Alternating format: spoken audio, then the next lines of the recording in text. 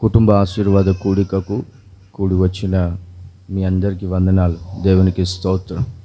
అందరు బాగున్నారండి? హల్లెలూయా. సంతోషంగా నవ్వుతూ చెప్పండి హల్లెలూయా. ఎప్పుడైనా ఇటు ఆంధ్రకు వస్తున్నానని తెలిస్తే మన సహోదరుడు మీ పాస్టర్ గారు, ఇర్మియా పాస్టర్ గారు ఖచ్చితంగా ఇక్కడ రమ్మని చెప్తారు. ఈ విధంగా కూడికను ఏర్పాటు చేస్తారు. చాలా సంవత్సరాలుగా నాకు తెలుసు. అతను ఇక్కడ చాలా మంచిగా ఈ చిన్న పల్లెటూరులో చాలా గొప్ప సేవ చేస్తున్నాడు. ఈ విధంగా సేవ చేస్తున్న వారు మీకు ఈ చుట్టుపక్కల గ్రామాల్లో కనబడరు. తన దగ్గర డబ్బులు లేకపోయినా కుటుంబంలో వారికి అన్నీ తెచ్చి ఇవ్వకపోయినా సేవకు మాత్రం కొదవ చేయడు. ఉన్నా లేకపోయినా సేవ మాత్రం జరగాలని తన దగ్గర ఉన్నదంతయు ఖర్చు పెట్టి చేస్తూ ఉంటాడు. నాకు బాగా తెలుసు. దేవుడు ఖచ్చితంగా ప్రతిఫలము ఇచ్చాడు. ఇంకా గొప్ప ప్రతిఫలం దేవుడు రాబోయే రోజుల్లో ఇవ్వబోతున్నాడు. ఆమేన్. హల్లెలూయా. దేవుడు దాచి ఉంచిన మేలు చాలా గొప్పవి. అవి మనకు కనబడవు, కానీ అన్నిటికీ సమయం ఉంటుంది. ఆ సమయం ఖచ్చితంగా వస్తుంది. హల్లెలూయా. దేవుడు మిమ్మల్ని అందరిని దీవించును గాక. ఒక వాక్యాన్ని మనం చదువుకుందాము. నిర్గమకాండం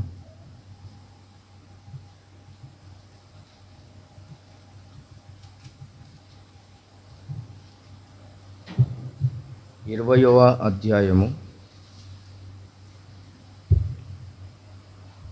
24వ వాక్యము.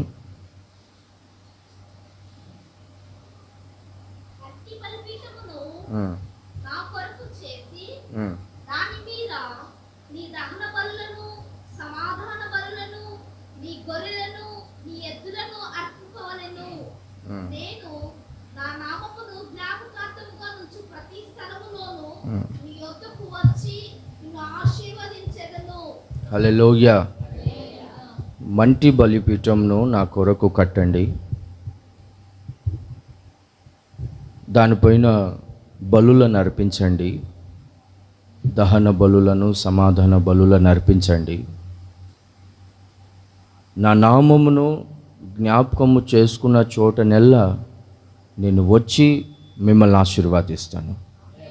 మన దేవుడు ఆశీర్వదించే దేవుడు. మన దేవుణ్ణి నమ్ముకున్న వారు ఎవరు కూడా, నిజంగా దేవుణ్ణి నమ్ముకున్నవారు, ఆయనను అనుసరిస్తున్నవారు, మన యేసు ప్రభు మరణాన్ని గెలిచిన దేవుడు, వారు కూడా ఆయనను అనుసరించున్నవారు, ఆయనను విశ్వసించిన వారు, వారు కూడా ఖచ్చితంగా ఆశీర్వదించబడతారు. వారి జీవితాలు మారుతాయి, వారి స్థితిగతులు మారుతాయి. ఖచ్చితంగా దేవుడు వారిని ఉన్నతమైన స్థితికి తీసుకొని వస్తాడు. దేవుణ్ణి నమ్ముకున్న వారు ఎవరు దరిద్రులు కాలేదు. దేవుడు నిశ్చయంగా ప్రతి ఒక్కరిని ఆశీర్వదిస్తాడు. మన దేవుడు మీరు ఆశీర్వదించబడడానికే పలానా చోటికి రండి, పలానా కొండపైకి రండి, కాళ్ళకు చెప్పులు లేకుండా ఇన్ని కిలోమీటర్లు నడిచి రండి, మోకాల మీదకి రండి అని చెప్పట్లేదు దేవుడు. మీరున్న చోటనే నేను వచ్చి మిమ్మల్ని ఆశీర్వాదిస్తాను. మన దేవుడు సర్వాంతర్యామి అయిన దేవుడు, సర్వవ్యాపి అయిన దేవుడు. మన దేవుడు ఆయన నామమును ఎక్కడ జ్ఞాపకం చేసుకుంటే, ఆయన నామమును ఎంతమంది అయినా ఒకేసారి జ్ఞాపకం చేసుకుంటే ఒకే సమయంలో ఎన్ని చోట్లైనా ఉండగలడు, ఉంటాడు. ఆయన సర్వాంతర్యామి. బలిపీఠంను కట్టండి, బలులు అర్పించండి, నేను వచ్చి మిమ్మల్ని ఆశీర్వాదిస్తాను అని అంటాడు. 2వ దినవృత్తాంతములో 5వ అధ్యాయంలో 7వ అధ్యాయంలో నా సాయి చూడండి, నేను చెప్తాను. అక్కడ దేవుడు మందిరమును తేజస్తో నింపినట్టుగా చూస్తాం. సాలొమోను మందిరమును ప్రతిష్ఠించిన తర్వాత నిబంధన మందసంను ప్రతిష్ఠిస్తున్నప్పుడు అప్పుడు సాలొమోను ఒక బలిపీఠంను కట్టబడిన బలిపీఠం పైన బలులు అర్పిస్తూ ఉంటాడు. బలి అర్పిస్తున్నప్పుడు దేవుని తేజస్సు అనగా దేవుని మహిమ మందిరమంతా నిండుకొనినట్టుగా మనం గమనిస్తాము. బలిపీఠము కట్టి బలిపీఠం పైన బలులు అర్పిస్తూ ఉంటే అప్పుడు ఏమవుతుందంటే దేవుడు తన మహిమతో మనల్ని నింపుతాడు. ఏ భేదం లేదు. మనిషి పాపము చేసి దేవుడు అనుగ్రహించిన మహిమను పోగొట్టుకున్నాడు, పొందలేకపోతున్నాడు. మనిషి పోగొట్టుకున్న ఆ మహిమను మనిషి బలిపీఠం కట్టి బలిపీఠం పైన బలులు అర్పిస్తూ ఉంటే దేవుడు మరలా ఆ మహిమను తిరిగి అనుగ్రహిస్తాడు. మహిమ అనగా ఉన్నతమైన స్థానం, మహిమ అనగా మ్యాజెస్టిక్ బ్యూటీ అండ్ స్ప్లెండర్, రాజ్యసపు సౌందర్యము, రాజ్యసపు వైభవము అని అర్థం. ప్రైజ్ వర్ది పొజిషన్, ఇతరులు మనల్ని ప్రశంసించేటట్టుగా, ఇతరులు మన గురించి గొప్పగా చెప్పుకునేటట్టుగా ఉండే స్థానమునే మహిమ అంటారు. డిక్షనరీలో ఆ విధంగా ఇచ్చారు. మనిషి అది పోగొట్టుకున్నాడు. దేవుడు అంటాడు, బలిపీఠంను కట్టండి, నేను వచ్చి మిమ్మల్ని ఆశీర్వాదిస్తాను.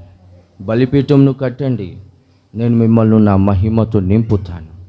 నిర్గమకాండంలో 29:42లో మనం గమనిస్తే, ఇది మీకు నిత్యమైన కట్టడగా ఉండవలెను, బలిపీఠం పైన బలులు అర్పించడము. చదవండి అమ్మా.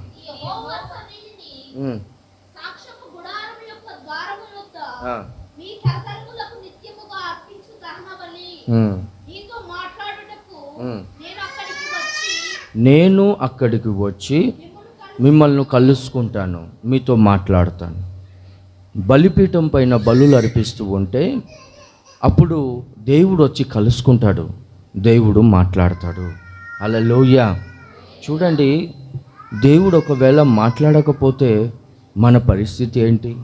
మనిషి రొట్టె వలన కాదు కానీ దేవుని నోట నుండి వచ్చు ప్రతి మాట వలన బ్రతుకును. ఇప్పుడు మనం అందరం బ్రతికి ఉన్నాము. కారణం ఏంటి? మన ఆహారంను బట్టి బ్రతుకున్నామా? దేవుని వాక్యాన్ని బట్టి బ్రతుకున్నామా?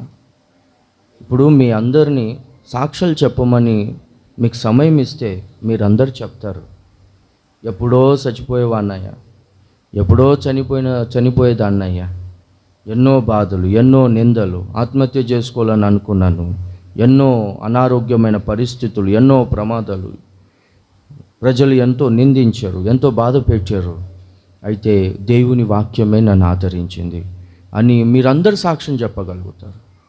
మనిషి రొట్టె వలన కాదు, దేవుని వాక్యం ద్వారా బ్రతుకుతాడు. హల్లెలూయా. దేవుడు మాట్లాడాలి. తల్లిదండ్రులు పిల్లలతో మాట్లాడకపోతే పిల్లలకు చాలా బాధ వేస్తుంది. కొడితే బాధ, తిడితే బాధ, కానీ మాట్లాడకుండా ఉంటే అది చాలా పెద్ద బాధ. కొట్టినా తిట్టినా మాట్లాడుతూ ఉండాలి.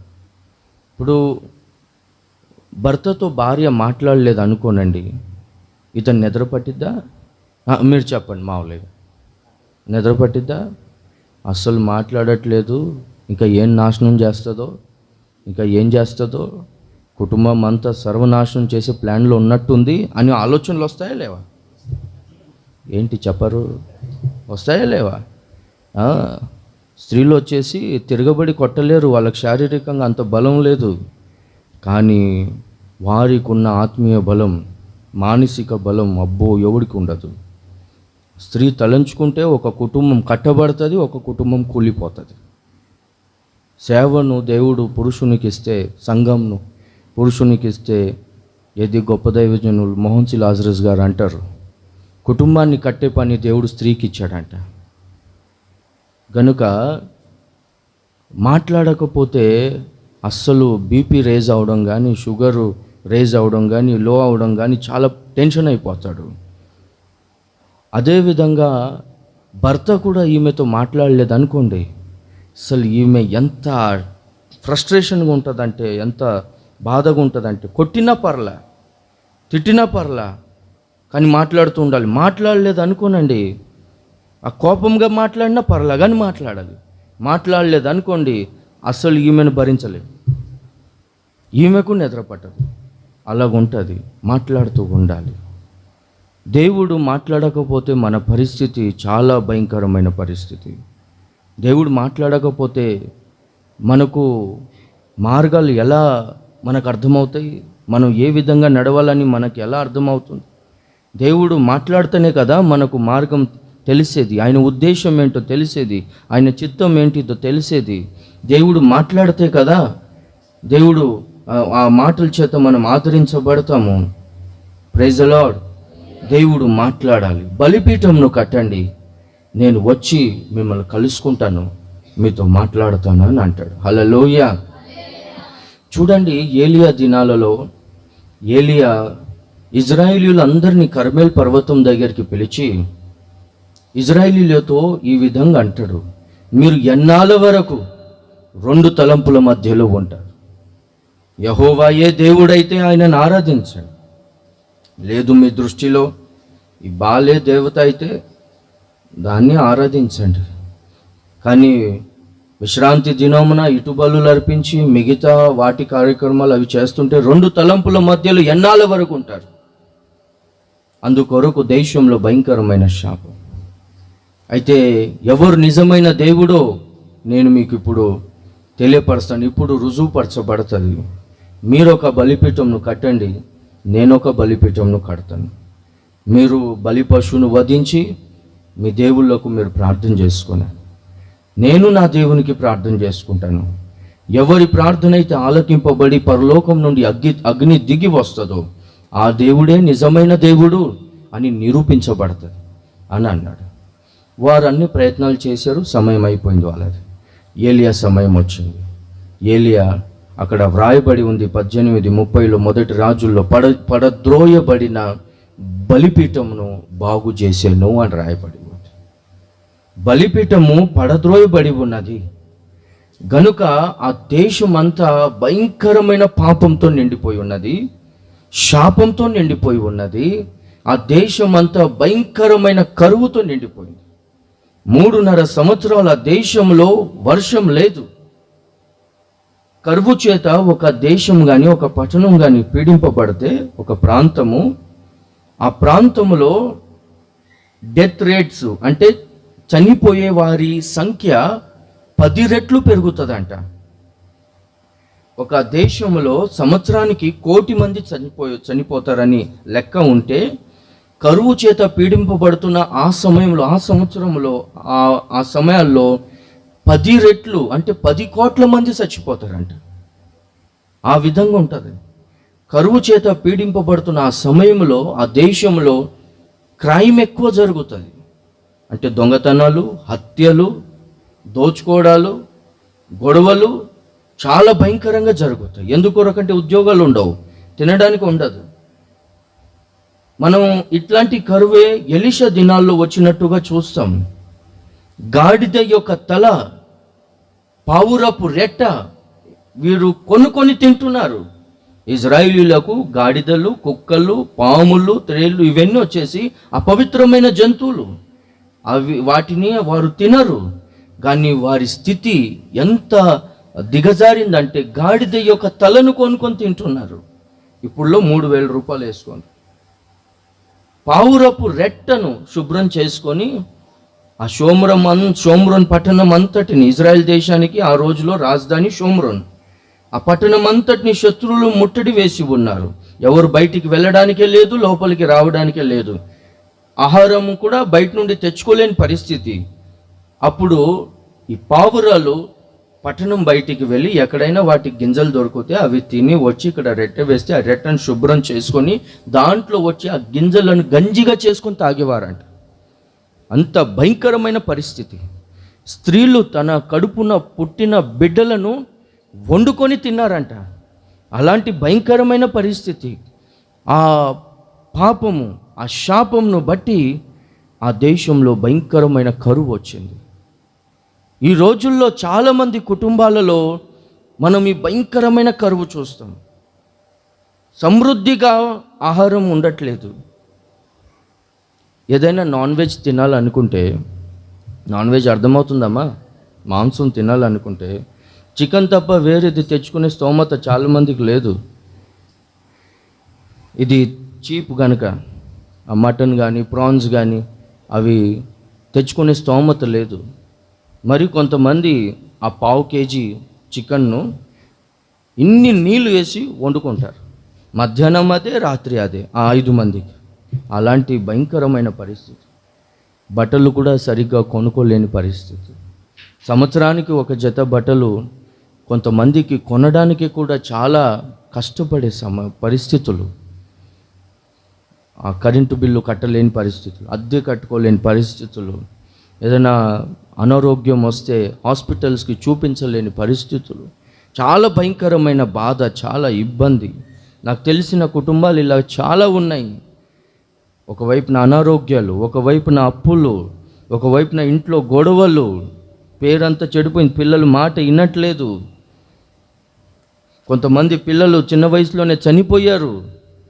ఎందుకొరకంటే ఇతను దేవునికి దూరంగా ఉన్నాడు, పాపంలో ఉన్నాడు గనక అట్లాంటి కుటుంబాల్లో శాపాలు ఉన్నాయి. ఆ కుటుంబంలో బలిపీఠం అనేది పడద్రోయబడింది.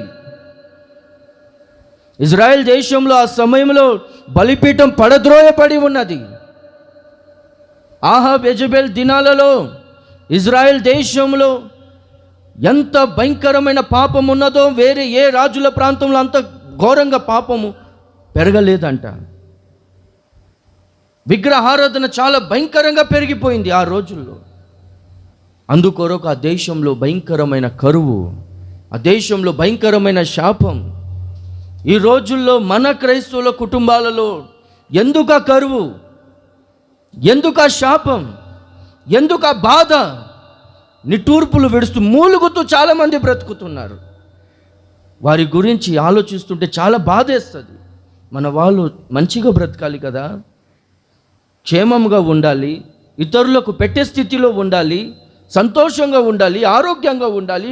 కానీ ఇవన్నీ మనకు కనబడవు విశ్వాసుల కుటుంబాలలో. కారణమా ఇంట్లో బలిపీఠం పడద్రోయబడి ఉన్నది. బలిపీఠం పైన అర్పించవలసిన బలులు అర్పించట్లేదు, ఆ బలి కార్యక్రమాలు అనేవి జరగట్లేదు. అందుకొరకు అలాంటి భయంకరమైన పరిస్థితి.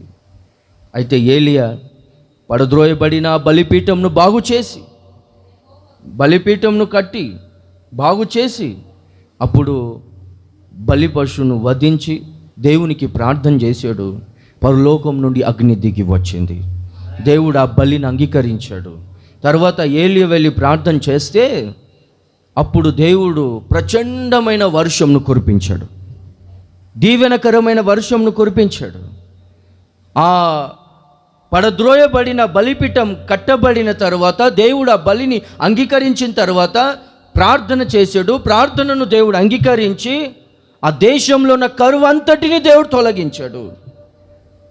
ఈ రోజున మీ కుటుంబాలలో ఇటువంటి ఏమైనా ఇబ్బందులు, కరువులాగా మీకు అనిపిస్తుంటే ఈరోజే ఆ కరువు తొలగిపోవునుగాక. ఈరోజే దేవుడు దీవెనకరమైన వర్షమును మీ జీవితాలలో, మీ కుటుంబాలలో దేవుడు కురిపించునుగాక. ఈరోజు మీ జీవితాలు, మీ స్థితిగతులు మార్చబడే రోజుగా ఉండునుగాక. ఆమేన్, హల్లెలూయా. అయితే అక్కడ మనం నిర్గమకాండంలో మనం చదువుకున్నాము, మీ తరతరాలకు ఇది నిత్యమైన కట్టడ, బలులు అర్పిస్తూ ఉండాలి. పాత నిబంధనలో ఇజ్రాయేలీయులు వారికి నిర్ణయించబడిన దినాలలో వాళ్ళు మరలా ప్రతి సంవత్సరము, ప్రతి వారము, ప్రతి సంవత్సరము అన్నట్టుగా వాళ్ళు బలులు అర్పిస్తూ ఉండేవారు. దహన బలులు కొన్ని సమయాల్లో, నైవేద్య బలులు కొన్ని సమయాల్లో, సమాధాన బలులు కొన్ని సమయాలు అన్నట్టుగా వారు అర్పిస్తూ ఉండేవారు. అయితే కొత్త నిబంధనలో మనం గమనిస్తే యేసు ప్రభు సిలువ అనే బలిపీఠం పైన ఒక బలి పశువును, ఒక ఎద్దును కానీ, లేకపోతే ఒక గొర్రెను కానీ, ఒక పావురంను కానీ వధించినట్టుగా, బలి చేసినట్టుగా యేసు ప్రభు తానే బలి అయ్యాడు. Praise the Lord. చాలామంది అంటూ ఉంటారు, యేసు ప్రభుని మేకులు కొట్టారు, ఆయన మేకులను పీక్కోలేకపోయాడు. ఓరే, ఆయన కన్ను ఎర్ర చేస్తే భూమి అంతా బూడిద అయిపోతుంది. నన్ను చాలామంది, కొంతమంది రకరకాలుగా మాట్లాడుతూ ఉంటారు. నాకు ఒకవేళ నేను రక్షణ పొందకపోయి ఉంటే వారి సంగతి తేల్చడము నాకు ఒక గంట పని కాదు, సరేనా? అయితే నేను చేయగల నా పని కానీ చెయ్యను, దేవుని నమ్ముకొని ఉన్నాను. అర్థమవుతుందండి? దేవుని సేవ చేస్తున్నాం, అది మనకు తగదు. మనం సహించడమే భరించడం. ఆ సమయంలో యేసు ప్రభు సిలువ అనే బలిపీఠం పైన వధించబడే గొర్రెపిల్లగా ఆయన మౌనంగా ఉండి బలి అయ్యాడు. ఇప్పుడు రాబోయేది ఆయన గొర్రెపిల్లగా రాడు, యూదా గోత్రపు కొదమ సింహంగా రాబోతున్నాడు. ఎనుప దండముతో ప్రపంచాన్ని ఏలడానికి రాబోతున్నాడు, సర్వ సృష్టిని ఏలుతాడు ఆయన. హల్లెలూయా.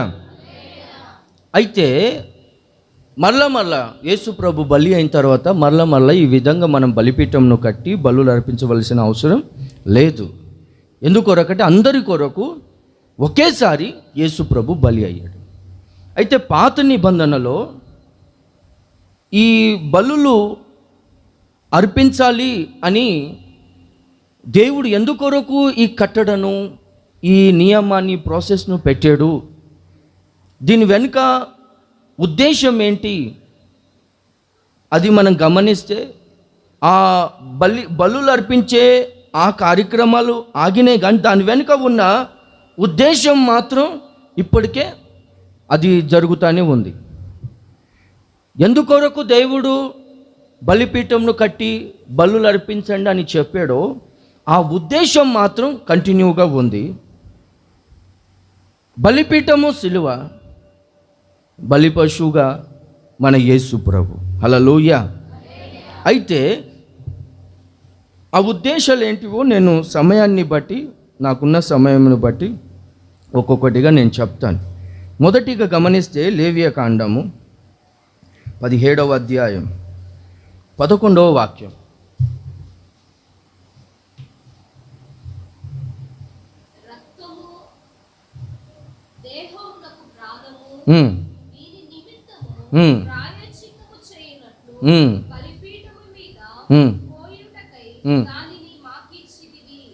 అక్కడ మనం గమనిస్తే ప్రాయశ్చిత్తం కొరకు రక్తము బలిపీఠం పైన పోయేవాళ్ళు. నేను చెప్తాను చూడండి. ఇజ్రాయేలీయులు యాజకుని దగ్గరికి వారి పాపానికి ప్రాయశ్చిత్తం కలుగునట్లు బలి అర్పించడానికి ధనవంతులైతే ఎడ్లను తీసుకొని వచ్చేవారు, ఎద్దును. మధ్యతరగతి వారైతే గొర్రెలను, బీదలైతే పావురాలను వారు యాజకుని దగ్గరికి తీసుకొని వచ్చేవారు. యాజకుడు ఏమనేవాడంటే, మీ చేతును ఆ పశువు కానీ ఆ పక్షి కానీ వాటి తల మీద మీ చేతును పెట్టి ఈ విధంగా మనసులో అనుకోనండి, మా పాపమంతటిని ఈ పశువు పైన, ఈ గొర్రె పైన, ఈ ఎద్దు పైన, లేకపోతే ఈ పావురం పైన నేను మోపుతున్నాను, నా పాపాలన్నీ వీటి మీద మోపుతున్నాను, దీనిపైన మోపుతున్నాను అని మనసులో అనుకున్నాను. ఆ తర్వాత యాజకుడు ఏం చేసేవాడంటే, యాజకుడు ఆ పశువుని వధించేవాడు, బలి అర్పించేవాడు. దీన్ని ప్రాయశ్చిత్తం అంటారు, అటోన్మెంట్. ప్రాయశ్చిత్తం ఏంటిదంటే, మనిషి చేసిన పాపానికి దైవిక శిక్ష తప్పక అనుభవించాలి, డివైన్ పనిష్మెంట్ ఖచ్చితంగా అనుభవించాలి. అయితే ఆ పనిష్మెంటు, ఆ శిక్షణ లేకపోతే దండన కూడా అంటారా, ఆ పనిష్మెంటు పశువుకు కానీ పక్షికి కానీ ఇవ్వడమే దాన్ని అటోన్మెంట్ అంటారు, దాన్ని ప్రాయశ్చిత్తం అని అంటారు. నేను చేసిన పాపానికి శిక్ష, నేను చేసిన అపరాధానికి, దోషమునకు ఆ శిక్ష, ఆ పనిష్మెంటు నేను ఈ పశువుకి కానీ పక్షికి కానీ ఇస్తున్నాను. అందుకొరకు ఆ పశువులను పక్షులను వధించేవారు ప్రాయశ్చిత్తం కొరకు. మనం గమనిస్తే 2000 సంవత్సరాల క్రితం దేవుడు శరీరధారిగా భూమి మీద అవతరించి 33.5 సంవత్సరాలు జీవించి గాయపరచబడి సిలువలో వేలాడి ఆఖరి రక్తపు బొట్టును కార్చాడు. ఎందుకు రక్తం కార్చవలసి వచ్చింది? పాప పరిహారం జరుగుటకు రక్త ప్రోక్షణ అవసరం అని చాలా మత గ్రంథాలలో రాయబడి ఉన్నది. మనిషి చేసిన పాపానికి శిక్ష యేసు ప్రభు తనపైన వేసుకున్నాడు. నన్ను నా పనులను బట్టి నా ముఖం పైన ఉయ్యాల్సింది, ఉమ్ము వేయాల్సింది. అయితే యేసు ప్రభు ముఖం మీద పోసారు. నన్ను తన్నాల్సింది, కానీ యేసు ప్రభుని తన్నారు. యేసు ప్రభు గడ్డం పట్టుకొని లాగారు. తలపైన ముండ్ల కిరీటంను పెట్టి పెట్టమని కొట్టారు. నావి నీచమైన ఆలోచనలు, నేను మంచోని కాదు, ఆ శిక్ష నాకు దొరకాల్సింది. కానీ యేసు ప్రభు నాకు బదులుగా ఆ శిక్షను అనుభవించాడు. కొరడాలతో ఆయనను కొట్టారు. ఆయన ఎముకలు కనబడేయంట. పొలము దున్నబడినట్లుగా ఆయన వీపు దున్నబడింది. సిలువ అనే ఆ శిక్ష ప్రపంచంలో అది చాలా నొప్పితో, చాలా బాధతో కూడిన శిక్ష అంట. అది సిలువ మీద వేలాడదీస్తే ఒకవేళ ఆ సమయానికి సాయంకాలం అవ్వక ముందు చనిపోకపోతే వారి కాళ్ళను నరికేసేవాళ్ళు. ఆ రక్తమంతా కారి చచ్చిపోయేవారు. కానీ యేసు ప్రభువుని ముందు నుండే కొట్టారు కనుక రక్తమంతా కార్చారు. ఇంకా ఏం చేస్తారంటే వదిలేస్తారు. గ్రద్దలు వచ్చి ఆ సిలువ పైన వేలాడే ఆ మనిషి, గ్రద్దలు మొట్టమొదటికి ఎక్కడ అటాక్ చేస్తాయి చెప్పండి? కన్నుగుడ్డు కదా. కన్నుగుడ్డుని అట్లా పొడిచిన్న తీసుకొని వెళ్ళిపోయేవాళ్ళంట. సిలువ యొక్క శిక్ష, ఆ పనిష్మెంట్ ప్రపంచంలో చాలా భయంకరమైన పనిష్మెంట్. ఆ పనిష్మెంట్ యేసు ప్రభు మన కొరకు అనుభవించాడు. ఆయన ఆఖరి రక్తపు బొట్టును కార్చాడు. సైనికుడు పక్కలో బల్యంతో పొడిస్తే అక్కడ రక్తము నీరు వస్తుంది. ఏంది నీరు వస్తుందంటే ఆయన శరీరంలో ఇంకా రక్తం లేదు. ఆ విధంగా మన కొరకు బలి అయ్యాడు ఆయన. ఆ తర్వాత మరణించి మరణాన్ని గెలిచి తిరిగి లేచిన సజీవుడు. గట్టిగా చప్పట్లు కొడతాం. హల్లెలూయా. మనం ఆరాధించుచున్న దేవుడు ఎవరు తెలుసా? మరణాన్ని గెలిచిన వాడు. హల్లెలూయా. ఎవరైతే శత్రువులు ఆ సమయంలో సాతాను గాడి సమూహం అంతా అయిపోయింది. యూదులందరూ, రోమ సిటిజన్స్ అందరూ, వారందరూ అయిపోయింది. ఇతను యేసు అనే వ్యక్తి, యేసు అని దేవుడుగా చెప్పుకున్నాడు కదా, ఇతని చరిత్ర కథ క్లోజ్ అయిపోయింది, ఇతని చాప్టర్ క్లోజ్ అయిపోయిందని అనుకున్నారు. కానీ ఎక్కడైతే అయిపోయింది అని ప్రజలు అనుకున్నారో వారి ముందు దేవుడు లేచి నిలబడాడు. హల్లెలూయా. మరణాన్ని గెలిచి తిరిగి లేచినవాడు. మీ జీవితాల్లో ఇంకా నా చాప్టర్ క్లోజ్ అయిపోయింది, ఇంకా నాకు ముగించబడి, నాకు ఇంకా ఫ్యూచర్ లేదు అని అనుకుంటారు కదా. మనం యేసు ప్రభువుని ఆరాధించుచున్న వారము. దేవుడు అక్కడి నుండి పైకి లేపుతాడు. హల్లెలూయా. సరే, మనం గమనిస్తే ఆయన ఆఖరి రక్తపు బొట్టును కార్చాడు. స్నానం చేసి మనం శుభ్రం అవ్వాలంటే శుభ్రమైన నీళ్ళు అవసరం. నేను ఎప్పుడు చెప్తూ ఉంటాను, ఈ చీరాల్లో ఒకసారి ఒక అబ్బాయి, అన్న వీడికి చెప్పానా స్నానం చేయమని చెప్పి అంటాడు వాళ్ళ తమ్ముడు గురించి. ఏంద్రా స్నానం చేయొచ్చు కదరా, ఎందుకు బాగానే కనబడుతావు కానీ స్నానం చేయవంట కదా అని అంటాడు. మాతో పాటు పరిచర్యకు వస్తూ ఉండేవాడు. నేను చేస్తానన్నా, ఈడు ఊరికి ఇట్లా చెప్తున్నాడు. ఏమేమి చేస్తున్నాడు అంట కదా స్నానం. 3 చెంబులే అన్న స్నానం. 1 చెంబు సబ్బు, 2 చెంబులు అయిపోయింది స్నానం. ఒక పాస్టర్ ఉండేవాడు, 7 బిందెలు నీళ్లు పెట్టాలి స్నానానికి. 7 బిందెలు సంపూర్ణ సంఖ్య. లేకపోతే ఆయనకు స్నానం చేసినట్టు ఉండదు, అనిపించదు, ఆయన తృప్తి ఉండదంట. మళ్ళా బ్రదర్లు మోటార్లో నీళ్లు పడితే ఒప్పుకునేవాడు కాదు. ఎక్కడైతే ఆ బోర్ ఉంటుందో అక్కడ నుండి ఆ కొట్టుకుని బోరే అంటారా, పంపు, హ్యాండ్ పంప్, దాన్ని అట్లా కొట్టుకుంటూ నీళ్లు పట్టుకొని మోసుకొని రావాలి. ఎందుకు? సేవకు వచ్చావు నువ్వు. చూసారా, సేవ అంటే ఇది. అవన్నీ ఒట్టి మాటలు, అవన్నీ నమ్మకండి. గమనిస్తే అలాగా 7 బిందెలు ఒకవేళ ఆ బ్రాంచ్లో లేకపోతే డ్రమ్ము నిండా నీళ్ళు. ఉదయం చేసేవాడు, సాయంకాలం చేసేవాడు. ఆయనను ఏందో మరి మురికిగానే కనిపోవాడు మనిషి అంతా. ఏందో మరి పాస్టర్ గారికి తెలుసు. Praise the Lord. Hallelujah. Okay, 3 చెంబులు నీళ్ళైనా, 7 బిందెలు నీళ్ళైనా, డ్రమ్ము నీళ్ళైనా శుభ్రమైన నీళ్ళతో స్నానం చేస్తేనే శుభ్రంగా ఉంటారు. అట్లాగే మనిషి పాపం నుండి విడుదల పొంది పవిత్రునిగా మారాలంటే పవిత్రమైన రక్తం అవసరం. ఎవరి రక్తం పవిత్రమైనది? ఎవరు పరిశుద్ధుడు? నేను ప్రకటించుచున్నా, మనమందరం ఆరాధించుచున్న నజరేయుడైన యేసుక్రీస్తు పరిశుద్ధుడు. ఆయన జన్మ పరిశుద్ధమైనది, ఆయన ఆలోచన పరిశుద్ధమైనది, ఆయన ప్రవర్తన పరిశుద్ధమైనది, ఆయన మాట పరిశుద్ధమైనది, ఆయన రాజ్యం పరిశుద్ధమైనది, ఆయన సింహాసనం పరిశుద్ధమైనది, ఆయనను ఆరాధించుచున్న దూతలు పరిశుద్ధమైన వారు. సరిహద్దులు లేని పరిశుద్ధుడు, పరిశుద్ధతను బట్టి మహనీయుడు. నాలో పాపం ఉన్నదని మీలో ఎవడైనా స్థాపించగలడా అని ప్రపంచానికి సవాలు విసిరినవాడు ఒకే ఒకడు, అందరిలో ఒకడు కాడు. యేసుక్రీస్తే పరిశుద్ధుడు, యేసుక్రీస్తే దేవుడు. హల్లెలూయా. ఎవరైతే యేసు ప్రభు దగ్గరికి వెళ్ళి పశ్చాత్తాపంతో, ప్రభువా నేను పాపం చేశాను, చేయకూడని పనులు చాలా చేశాను, నన్ను కనికరించు, నన్ను క్షమించండి, ఆజ్ఞలు అతిక్రమించాను, నీచమైన పనులు చేసి నన్ను క్షమించండి అని చెప్పి పశ్చాత్తాపంతో ఎవరైతే ప్రార్థన చేసుకుంటారో ఆ సమయంలో యేసు ప్రభు వారి మీద తన రక్తంను ప్రోక్షిస్తాడు. హల్లెలూయా.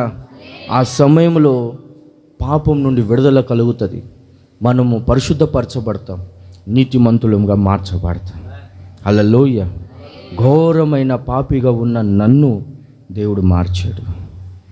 ఒకసారి ఒక మ్యాగజైన్లో చదువుకున్నాను, 32 మందిని చంపిన వ్యక్తి జైల్లో ఉంటే అక్కడ ఒక పాస్టర్ గారు సువార్త ప్రకటిస్తే అక్కడ ఆయన యేసు ప్రభుని నమ్ముకొని బాప్తిజం తీసుకున్నాడంట. ఎంతటి ఘోర పాపినైనాను క్షమించడానికే యేసు ప్రభు సిద్ధ మనసు కలిగిన వాడు. పశ్చాత్తాపపడాలి. ఎంతటి ఘోర పాపమునైనాను తుడిచివేయడానికే, ఆ వ్యక్తిని పరిశుద్ధపరచడానికే ఆ రక్తము శక్తి కలిగిన రక్తము. యేసు రక్తము నిర్దోషమైన అమూల్యమైన శక్తి కలిగిన రక్తం. చాలామంది అన్నీ చేస్తారు కానీ పశ్చాత్తాపంతో ప్రార్థన చేసుకో, పరిచర్యలు చేస్తారు, పాటలు పాడతారు, అన్నీ ఎగురుతారు, అన్నీ చేస్తూ ఉంటారు, కానీ పశ్చాత్తాపంతో ప్రార్థన చేసుకో. కరెక్టేనా నేను చెప్పేది? చెప్పండి. కొంతమంది నిజమేగా నా గురించే చెప్తున్నాడని అనుకుంటున్నారు. కరెక్టేనా? చాలామంది పశ్చాత్తాపంతో ప్రార్థన చేసుకోరు. మనం అలా ఉండకూడదండి. Praise the Lord.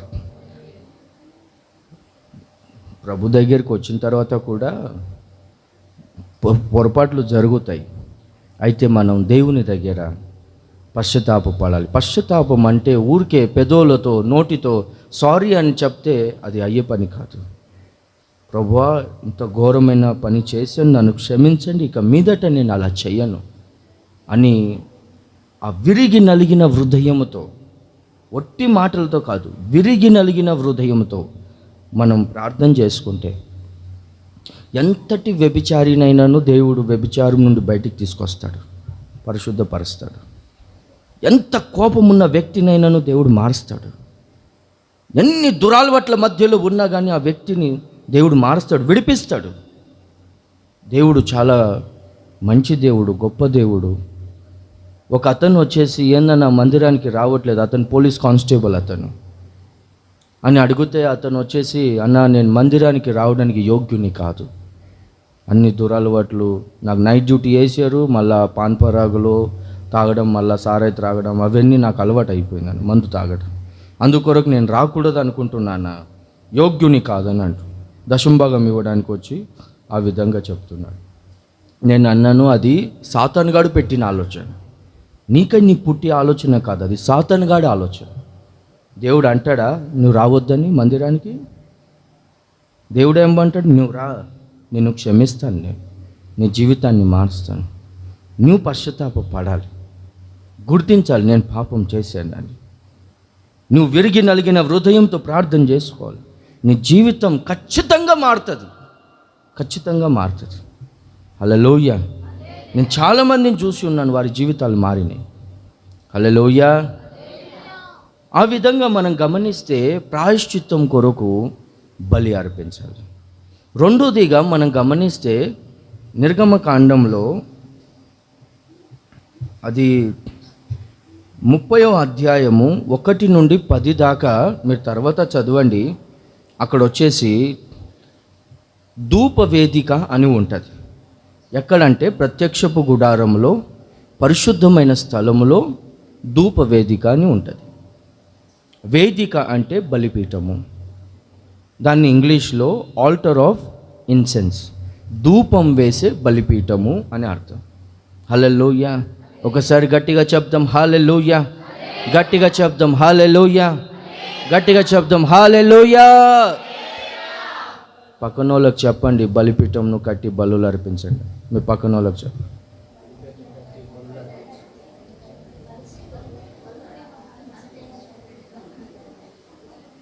Hallelujah. Okay, మనం గమనిస్తే ఇప్పుడు వచ్చేసి ఆ రోజుల్లో ఎట్లాగైతే మంటితోనో రాళ్లతోనో బలిపీఠం కట్టి వాళ్ళు బలులు అర్పించారో, ఈ రోజుల్లో మనం ఆ విధంగా చేయాల్సిన అవసరం లేదు. అయితే దాని వెనుక ఉద్దేశం ఏంటి, ఎందుకు దేవుడు అలాగ చేయమన్నాడు అనేది మాత్రం అది జరుగుతుంది. ఎందుకొరకంటే అది ఇజ్రాయేలీయులకు తరతరములకు నిత్యమైన కట్టడ. మరల వాళ్ళు బలిపీఠం పైన బలులు అర్పిస్తూ ఉండాలి, పశువులను పక్షులను. అయితే మన కొరకు యేసు ప్రభు ఒకటేసారి సిలువ అనే బలిపీఠం పైన బలియాగం అయిపోయాడు. హల్లెలూయా. అయితే ఆ బలిపీఠము కట్టండి అనేది ఒకటి వచ్చేసి మొదటిగా ప్రాయశ్చిత్తం కొరకు, బలులు అర్పించండి అనేది ప్రాయశ్చిత్తం కొరకు. ఇక్కడ ఇంకొక బలిపీఠం మనం గమనిస్తే ధూపం వేసే బలిపీఠం, అనగా ప్రార్థనకు సాదృశ్యం. ధూపం వేస్తే ఆ పొగ దేవుని సన్నిధికి వెళ్తుంది. దేవుడు ఆ ఇంపైన సువాసనను అంగీకరించి ఆనందించి దేవుడు వెంటనే ఆ ప్రార్థనలకు జవాబు అనుగ్రహిస్తాడు. దేవుడు గొప్ప కార్యాలు చేస్తాడు. చాలామంది కుటుంబాలలో బలిపీఠం పడద్రోయబడి ఉంది. వ్యక్తిగత జీవితాలలో బలిపీఠం పడద్రోయబడి ఉన్నది. అనగా ఏంటి, ప్రార్థన అనేది లేదు, ప్రార్థన జీవితం లేదు. అన్ని పనులు చేస్తారు కానీ ప్రార్థన చేయరు. ప్రార్థన చేయాలనే మనసే రాదు చాలామందికి. ఎంతైనా పరిచర్య చేస్తారు, పని చేస్తారు, కష్టపడతారు, కానీ ఎన్నైనా పాటలు పాడతారు, ఆ మీటింగ్స్కు ఎన్ని కిలోమీటర్లైనా వెళ్తారు, కానీ ఇంట్లో వ్యక్తిగతంగా ప్రార్థన చేయరు. ఈ విధంగా మనం కూడుకున్నప్పుడు 5 నిమిషాలు 10 నిమిషాలు అప్పుడు ప్రార్థన చేసుకుంటారు, కానీ ఇంట్లో వ్యక్తిగతంగా ప్రార్థన చేసుకోరు. యేసుప్రభు ఏమంటాడు, నువ్వు ప్రార్థన చేయనప్పుడల్లా గదిలోనికి వెళ్ళి తలుపు వేసుకొని ప్రార్థన చేసుకో, రహస్యంగా చూచుచున్న నీ దేవుడు నీకు బహిరంగంగా అందరి ముందు ప్రతిఫలంను అనుగ్రహిస్తాడు. హల్లెలూయా. ప్రార్థన అనేది ఒక చెట్టుకి వేరు లాంటిది. ప్రార్థన మనకు లేకపోతే వేరు లేని చెట్టు వలె ఉంటుంది. ప్రార్థన అనేది మనకు ఊపిరి లాంటిది. ప్రార్థన ఆగిపోతే ఊపిరి ఆగిపోయినట్టు. క్రైస్తవ్యంలో బ్రతికి ఉన్నానని పేరు మాత్రమే నీకుంది, కానీ నువ్వు మృతుడివే అని చెప్తాడు. ప్రార్థన అనేది చాలా ప్రాముఖ్యమైనది. అడుగుడి మీకు ఇవ్వబడును అని యేసు ప్రభు అన్నాడు. కొంతమంది మా సిటీ సైడ్లో పెద్ద పెద్ద పట్టణాల్లో అడగక ముందే మీ తండ్రికి సమస్తము తెలుసు, మీకేది కావాలో ఆయన అనుగ్రహిస్తాడు అని ఈ బోధ చేసే వాళ్ళు చాలామంది ఉంటారు. ఈ మాట అన్నాడు యేసుప్రభు, కరెక్టే.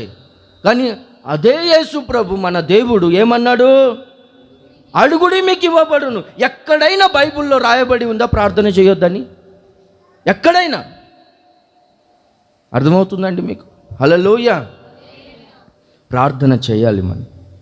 ప్రార్థన అనేది ఒక సిస్టము. మనం ఏదైనా గవర్నమెంట్ దగ్గర కావాలంటే అప్లికేషన్ పెట్టుకుంటాం, అదేవిధంగా మనకి ఏదైనా కావాల్సి అడుగుతేనే మనకు దొరుకుతుంది. సాధు సుందర్ సింగ్ గారు పేరు విన్నారా? సాధు సుందర్ సింగ్ గారు గొప్ప దైవజను. ఆయన వచ్చేసి 40 రోజులు ఉపవాస ప్రార్థనలు ఉంటే ఆఖరి రోజు యేసు ప్రభు ఆయనకు దర్శనంలో ప్రత్యక్షమయ్యాడు. యేసు ప్రభు దర్శనంలో ప్రత్యక్షమైనందుకు ఆయన చాలా సంతోషించాడు, ఆనందించాడు. నా ప్రార్థనకు ఫలితం దొరికింది అని.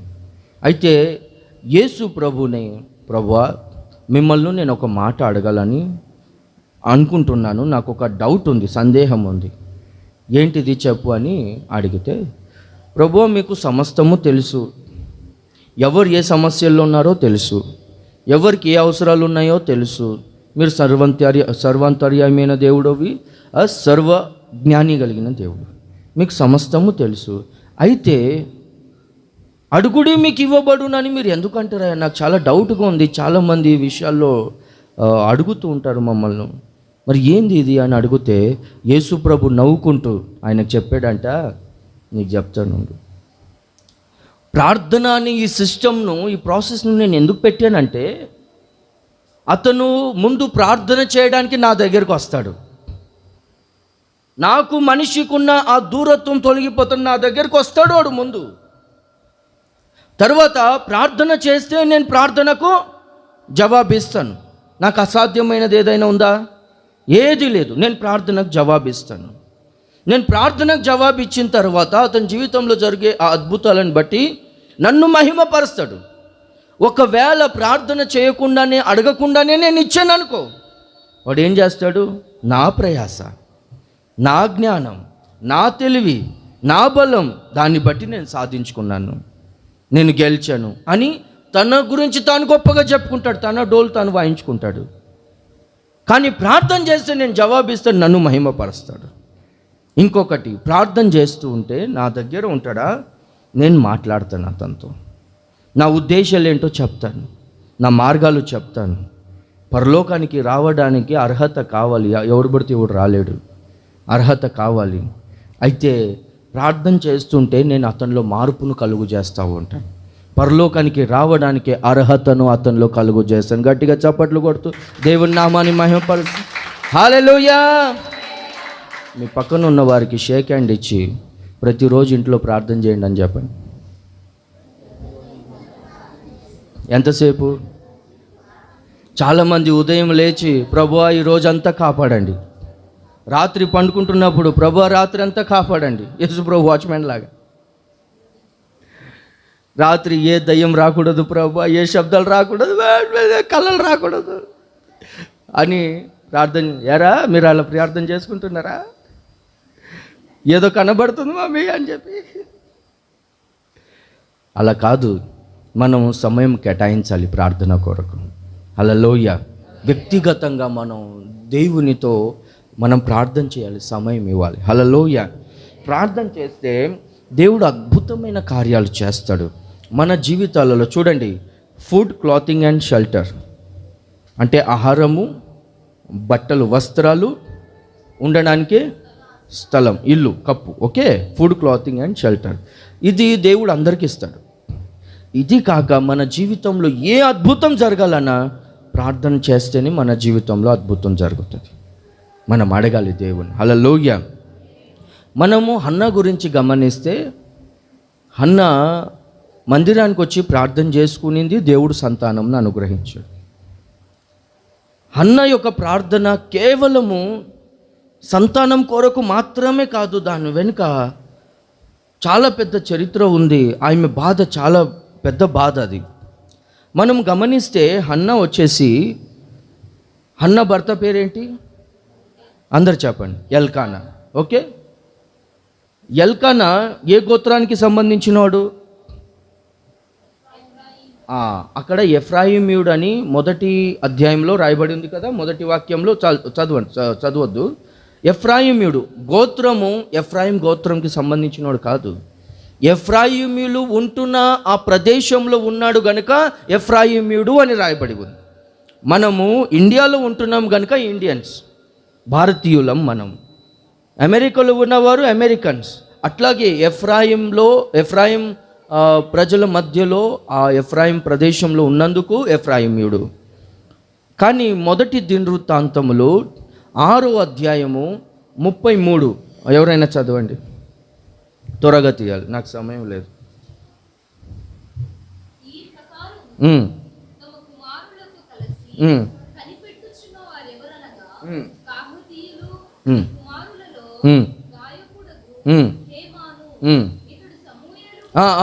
హన్నా కుమారుని పేరేంటి?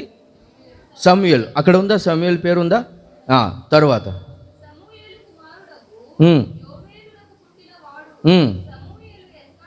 సమూయేలు ఎవరికి పుట్టాడు చెప్పండి? ఎల్కానా భార్య పేరేంటి? హన్నా. ఓకే, ఇప్పుడు డైరెక్ట్ 38 చదవమ్మా. 38. అక్కడ కోరాహు పేరుందా? కోరాహు.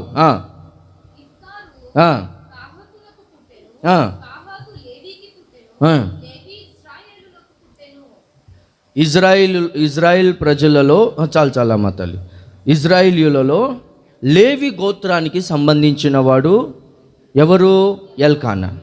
లేవి గోత్రంలో కోరాహు వంశానికి సంబంధించినవాడు, కోరాహు సంతానము ఎల్కానా, కోరాహు వంశానికి సంబంధించినవాడు. మనం గమనిస్తే ఇజ్రాయేలీలు అరణ్యములో వీరు యాత్ర చేస్తూ ఉన్నారు. అప్పటికే పరలోకం నుండి దేవుడు దేవదూతల ఆహారంను వీరికిస్తున్నాడు. పగలు మేఘస్తంభముగా, రాత్రి అగ్నిస్తంభముగా దేవుడు వీరికి ముందుగా పోచి వీరిని నడిపిస్తూ ఉన్నాడు. మొత్తం భూలోకంలో ఇజ్రాయేలీయులు అంటే అందరికీ భయం వచ్చేటట్టుగా ఆ పరిస్థితి వచ్చింది. వీరు ఆల్మోస్ట్ సెటిల్. ఆ సమయంలో కోరాహు కుటుంబము కోరాహు, దాతాన్, అబీరామ్ వారు వచ్చేసి ఆ కుటుంబస్తులు మోషే దగ్గరకు వచ్చేసి, ఇప్పటి వరకు మీరు నడిపించారు ఈ సమాజంను, మంచిదే, ఇక చాలు, ఇక మీదట మేము నడిపిస్తాం. మీరే పరిశుద్ధులు కాదు, దేవుడు మీతోనే మాట్లాడుతున్నాడు అని కాదు, దేవుడు మాతో కూడా మాట్లాడతాడు. మేము కూడా లేవి గోత్రానికి సంబంధించిన వాళ్ళం. ఇప్పటిదాకా మీరు నడిపించారు చాలు, ఇక మీదట మేము నడిపిస్తామని అంటున్నారు. వీళ్ళు ఎవరు? మోషే యొక్క బాబాయ్ కొడుకు. ఎవరు? కోరాహు. మీరు చూడండి, మనకు బాధలు ఎక్కడి నుండో రావు, మన కుటుంబస్తుల నుండే వస్తూ ఉంటాయి, మన బంధువుల నుండే వస్తూ ఉంటాయి. ప్రపంచమంతా మనకు రెస్పెక్ట్ ఇస్తుంది, కానీ మన కుటుంబస్తులు మనకు రెస్పెక్ట్ ఇవ్వరు. కరెక్టా లేదా? మీకు ఎక్కువ బాధలు ఎవరి ద్వారా వచ్చినాయి చెప్పండి? మీరు అందరు చెప్పండి. చూసారా? మళ్ళీ ఎక్కడ చెప్తే మళ్ళీ పక్కన వాళ్ళు బాధపడుతుంటారు. ఇంచుమించు మీరు అందరు బంధువులే అయి ఉండొచ్చు. అన్నదమ్ముల ద్వారా, అక్కజల్లెల ద్వారా, బాబాయ్ పిల్లల ద్వారా, లేకపోతే మామల ద్వారా, అత్తల ద్వారా, ఓకే, అత్తమామల ద్వారా, వీళ్ళ ద్వారానే మనకు ఎక్కువ సమస్యలు వస్తుంటాయి. ఇంకొకటి, బయట మనం ప్రపంచాన్ని గెలుస్తాం. ఎవడైనా మనకు వ్యతిరేకంగా మాట్లాడితే అసలు నీ సంగతి చూసుకుంటాను ఉండు అని చెప్పి మనం అన్నీ చేస్తాం. కానీ బంధువులు మాట్లాడితే వీళ్ళకు మనం జవాబు చెప్పలేం, వీళ్ళతో గెలవలేని పరిస్థితి. ఇంకొకటి, ఆ సమయంలో 12 గోత్రాల వారు సమాజం అంతా తమాషా చూస్తూ ఉంది. మోషే ఎన్నో అద్భుతాలు చేశాడు, ఇప్పటిదాకా నడిపించాడు. ఆరోనేమో యాజకుడుగా ఉన్నాడు, మిరియామేమో ప్రవక్తనిగా ఉంది, మొత్తం వీళ్ళ కుటుంబం అంతా చేస్తుంది. ఇప్పుడు వచ్చేసి ఈ సేవ వీళ్ళు తీసుకోవాలని అనుకుంటున్నారు. ఇప్పుడు చూద్దాం మనం ఈ పిక్చర్ను, ఈ సినిమాని ఏం జరుగుతుంది అని ఎదురు చూస్తూ ఉన్నారు. ఒక్కడు కూడా మోషేకు సపోర్ట్గా మాట్లాడినట్టు అక్కడ లేదు. కొన్ని సమయాల్లో మన పక్షముగా ఎవరు మాట్లాడరు, మనలందరూ వదిలిపెడతారు. మోషే ఆ సమయంలో మీకు ఏమైనా అర్థమవుతుందా? కొంచెం చూడండి, వీళ్ళు వచ్చి ఎదిరిస్తున్నారు, వ్యతిరేకిస్తున్నారు. అయ్యా, అది మీ కుటుంబ సమస్య, మీరే చూసుకోండి, మాకేంటి, అసలు మేము అవి మధ్యలో మేము వచ్చి శత్రువులం అవుతామా? అవం మేమని అన్నారు. మీకు ఎవరైనా మిమ్మల్ని బాధ పెట్టి ఉంటే కొంచెం తోడుగా రా, నా పక్షంలో మాట్లాడంటే అసలు రారు. లేకపోతే ఎక్కడైనా మనకు కొంచెం డబ్బులు ఉంది, పలానా స్కీమ్ ఉంది, అక్కడ డబ్బులు వస్తున్నాయని పిలవండి, అందరూ వస్తారు. కానీ సమస్యలు వచ్చినప్పుడు మాత్రం కొంచెం నాకు సపోర్ట్గా రా అంటే ఎవడు రాడు. ఆ సమయంలో మోషే మనుషులను నమ్మకూడదు, మనుషులను నమ్ముకొనుట కంటే దేవుణ్ణి ఆశ్రయించుట మేలు, అది శ్రేష్టం, అది ఉత్తమం. మీరు దయచేసి బాధపడవద్దు. నేను చెప్తున్నాను, ఏ మనిషిని నమ్మకూడదు, తల్లిదండ్రులను నమ్మకూడదు, అన్నదమ్ములను నమ్మకూడదు, భార్యను నమ్మకూడదు, భర్తను నమ్మకూడదు, ఎవరిని నమ్మకూడదు. మనుషులంటే వీళ్ళందరూ వచ్చారా లేదా? అందరినీ ప్రేమించాలి కానీ ఒక్కరిని నమ్మకూడదు. ఇవన్నీ నేను అనుభవంతో చెప్తున్నాను. అందరినీ ప్రేమించాలి కానీ ఎవరిని నమ్మకూడదు. మనం మంచి పొజిషన్లో ఉంటే అందరూ మనకు వస్తారు. మనం వచ్చేసి దీన స్థితిలో ఉంటే అందరూ విడిచిపెడతారు. మనము సక్సెస్ఫుల్ అయిన తర్వాత, అంటే మనము ఎదిగిన తర్వాత కొంతమందికి ఈర్ష్య వస్తుంది. ఇప్పుడు లూకా సువార్త 17వ అధ్యాయంలో మొదటి వాక్యంలో మనం గమనిస్తే, నాకు కొంచెం ఈ వివరణ కొరకు సమయం కావాలి, ఓకేనా? పర్లేదా? హల్లెలూయా. చూడండి, చదవండి అమ్మా. అభ్యంతరములు రాకపోవుట అసాధ్యము, కానీ ఎవని వలన వచ్చునో వానికి శ్రమ. ఒక నిమిషం అమ్మా, చాలు. అభ్యంతరములు రాకపోవుట, అభ్యంతరములు అంటే ఏంటి చెప్పండి? అభ్యంతరములు అంటే ఏంటి చెప్పండి? అభ్యంతరములు అంటే ఏంటి? నేను ఆంధ్రాకి వచ్చినప్పుడే తెలుగు మాట్లాడేది, ఆంధ్ర తెలంగాణ, మాదంతా హిందీ సేవ. మీరు చెప్పండి, అభ్యంతరములు అంటే ఏంటి? ప్రజలు మిమ్మల్ని అనకుండా ఉండడము అది జరగని పని. మిమ్మల్ని నిందించకుండా ఉండడము, మిమ్మల్ని బాధ పెట్టకుండా ఉండడము, మీ గురించి అబద్ధాలు మాట్లాడడము, మీ గురించి చెడ్డ మాటలు చెప్పడము, మీ గురించి చెడు ప్రచారం చేయడము అభ్యంతరములు అంటారు వీటన్నిటిని. ఓకే, ఈ సమస్యలు రాకుండా ఉండడము అసాధ్యము. ఇంగ్లీష్ బైబిల్ అసాధ్యం అని ఉంది. ठोकर ना लगे ये అసంభవం. అంటే అభ్యంతరములు రాకపోవడము ఇది అసంభవం, ఇది అసాధ్యం. ప్రజలు మనం ఎట్లా ఉన్నా కానీ మాట్లాడతాం. ఇది కదా శిష్యులను సేవకు పంపించక ముందు శిష్యుల యొక్క మైండ్ సెట్ను దేవుడు తయారు చేసి పంపిస్తున్నాడు. సేవ చేయడానికి వెళ్తారు. మీ పని ఏంటిదంటే ప్రజల మధ్యలోనికి వెళ్ళాలి, వారి కొరకు ప్రార్థన చేయాలి, వారికి చెప్పాలి కొన్ని మాటలు. అయితే కొంతమంది అంగీకరిస్తారు, కొంతమంది వ్యతిరేకిస్తారు. అందరినీ సంతోషపరచడానికి అవ్వదు. మనం ప్రజలను సంతోషపరచడానికి ఎన్నో ప్రయత్నాలు చేస్తూ ఉంటాము. మా ముంబైలో నేను తెల్లబట్టలు వేసుకుంటే కొంతమందికి నచ్చదు. వీడు పెంటికొస్తాడు అనుకుంటుంది అని అనుకుంటారు. వీళ్ళు ఇట్లా అంటున్నారు కదా అని చెప్పి కలర్ బట్టలు వేసుకున్నాను అనుకో, అబ్బో బొంబాయి నీళ్ళు తగిలినట్లు ఉన్నాయని అంటారు. అర్థమవుతుందండి? ఇప్పుడు ఏం చేయాలి అర్థం కాదు. తెల్ల బట్టలు వేసుకుంటే అంటున్నారు, కలర్ బట్టలు వేసుకుంటే అంటున్నారు, షూస్ వేసుకుంటే అంటున్నారు, చెప్పులు వేసుకుంటే అంటున్నారు. మీరు ఎలాగున్నా కానీ మిమ్మల్ని మాత్రం అనకుండా ఏమి ఉండరు, ఖచ్చితంగా అంటారు. మనము ప్రజలను సంతోషపరచాలని మనం ఎంతో ప్రయత్నం చేస్తూ ఉంటాము. వారికి చివరికి మనం వచ్చేసి దాసులంగా మారిపోతాము. వారిని సంతోష పెట్టాలని, వారు ఏ విధంగా అయితే మనం ఉండాలని ఆలోచిస్తుంటారో ఆ విధంగా మనము మారిపోవాలని ప్రయత్నం చేస్తూ ఉంటాం. యాక్చువల్లీ దేవుడు మనిషిని అందరినీ వేరువేరుగా చేశాడు. అర్థమవుతుందండి? అందరినీ వేరువేరుగా చేశాడు. నా కన్నుగుడు, నా రెట్టిన వేరు, మీ రెట్టిన వేరు, నా ఫింగర్ ప్రింట్స్ వేరు, మీ ఫింగర్ ప్రింట్స్ వేరు, నా ముఖం, నా స్వరం వేరు, మీ పర్సనాలిటీ, మీ స్వరం వేరు. ఎవరికి ఉండవలసింది దేవుడు వారికి ఇచ్చాడు. అయితే వేరే వాళ్ళ ఆలోచనల ప్రకారం మనం ఉండేది ఏంది? దీన్ని బట్టి వచ్చేసి మనం చాలా నష్టపోయి ఉన్నాం. మేము అంటున్నాం కదా, కొన్ని లక్షల రూపాయలు మేము నష్టపోయి ఉన్నాం. దీన్ని బట్టి ఏమంటారు? ఎవరైనా ఫోన్ చేసి డబ్బులు అడుగుతారు. ఇప్పుడు ఇవ్వకపోతే ఏమనుకుంటారో అరే దేవుడు ఏమనుకుంటున్నాడు అనేది మనం ఎప్పుడు ఆలోచించాం.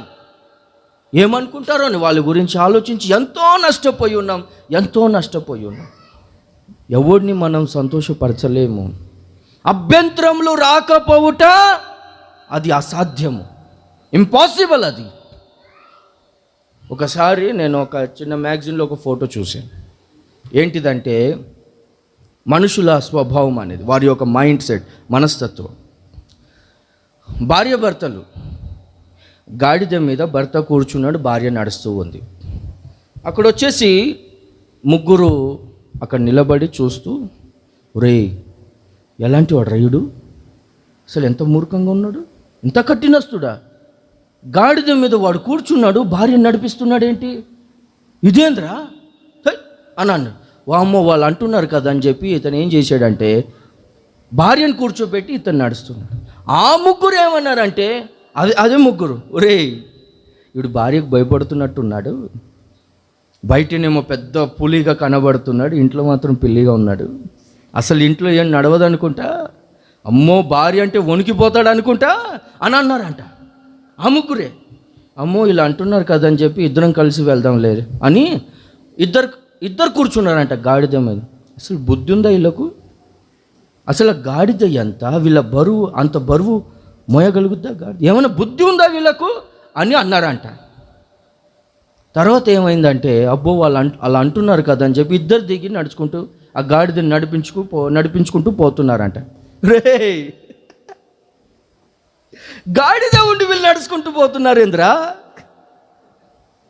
గాడిద ఉండి గాడిద మీద కూర్చోలేగా, అసలు పిచ్చోళ్ళు వీళ్ళు, బుద్ధి ఉందా వీళ్ళకు అని అన్నారట. ఈ ప్రజలు వాళ్ళు ఏం చేశారంటే, ఆమె 2 కాళ్ళు పట్టుకొని ఇతను 2 కాళ్ళు పట్టుకొని పోతా ఉన్నారంట. అప్పుడు కూడా నవ్వారు. ఇప్పుడు ఎలా బ్రతకాలి లోకంలో? మనం చాలా తప్పు చేస్తామండి. మన మైండ్ వాళ్ళు ఏమనుకుంటారో, వాళ్ళు బాధపడారేమో, మరి వాళ్ళ ఆలోచనలు ఏంది, ఎంతసేపు మనుషులకు బానిసలు అవ్వాలని మనం ప్రయత్నం చేస్తూ ఉంటాం. యేసు ప్రభు శిష్యులను తయారు చేసి పంపించాలని అనుకుంటున్నాడు. మీకు అభ్యంతరములు రాకపోవుట అసాధ్యం. మనుషులు ఖచ్చితంగా ఏదో విధంగా అంటారు. మీరు కష్టంలో ఉన్నప్పుడు అందరు విడిచిపెడతారు. మీరు ఆశీర్వాదించబడిన తర్వాత ఒక మంచి పొజిషన్కి వచ్చిన తర్వాత ఆ సమయంలో కొంతమంది అసూయపడుతూ ఉంటారు. అందుకొరకు అవన్నీ మనం పట్టించుకోకూడదు. అయితే ఎవరి వలన అభ్యంతరములు వస్తాయో వాడికి శ్రమ. వాడి మెడకు తిరగటి రాయిని కట్టి వాడిని సముద్రంలో పడద్రోయుట వాడికి మేలు. అంటే ఏంటి మేలు అంటే ఏంటి? ఆ పనిష్మెంట్, సముద్రంలో అతని మెడకు తిరగటి రాయిని కట్టి సముద్రంలో పడవేస్తే ఆ పనిష్మెంట్ వాడికి చాలా ఈజీగా ఉంటుంది. అది మేలు వాడికి. అంతకంటే ఘోరమైన పనిష్మెంట్ వాళ్ళకు ఉంటుంది. అయితే మిమ్మల్ని అభ్యంతరపరచు వారిని మీరు క్షమించండి అని కింది వాక్యంలో ఉంటుంది. ఎన్నిసార్లు క్షమించాలంటే 7 సార్లు క్షమించాలి. ఇంకొక పుస్తకములో 70 × 7 7 × 7 కాదు, 70 మార్లు 7 సార్లు. ఎట్లా? 70 × 7. దాన్ని తెలుగులో ఎట్లా అంటారు చెప్పండి? ఇంటూని ఏమంటారు? మార్లు 70 మార్లు 7, అంతేనా? 70 మార్లు అంటే 490 సార్లు క్షమిస్తానే ఉండాలి. అయ్యో అన్నిసార్లు క్షమించాలా? మనం క్షమిస్తూనే ఉంటాం, వాళ్ళు బాధ పెడతానే ఉంటారు, క్షమిస్తూ ఉంటాం, అయితే మేము విశ్వాసంలో నిలబడటం చాలా కష్టం, అబ్బో మా విశ్వాసంను వృద్ధి పొందించుము అని అంటాడు. ఊరే దీనికి పెద్ద విశ్వాసం అవసరం లేదు. ఆవగింజంత విశ్వాసం ఉన్నా సరే ఈ కంబలి చెట్టుని ఇక్కడ నుండి వేళ్లతో సహా నువ్వు పెళ్ళగింపబడి సముద్రంలో పడిపో అంటే పెళ్ళగింపబడుతుంది. ఆ చేదైన వేరు నీలో మలువనివ్వకుండా చూసుకుంటుంది. హల్లెలూయా. క్షమించడానికి పెద్ద గొప్ప విశ్వాసం అవసరం లేదు, క్షమిస్తూనే ఉండాలి. క్షమించకపోతే ఏమవుతుందంటే ఇంకా అతనే మన మైండ్లో ఉంటాడు, అంతేనా? వాళ్ళే మన మనసులో ఉంటారు. నన్ను ఇలా బాధ పెట్టాడు, నన్ను మోసం చేశాడు, అబ్బో నన్ను అనరాని మాటలు మాట్లాడాడని మనసులో ఉండిపోతుంది. దాన్ని బట్టి మనం దేవుణ్ణి చూడలేము, మన గురి ఏంటో మనకు తెలియట్లేదు, అది మరుగుపరచబడుతుంది, మనం ముందుకు వెళ్ళలేము, మన పరుగు లేకపోతే మన యాత్ర అక్కడే ఆగిపోతుంది, మనం పని చేయలేము.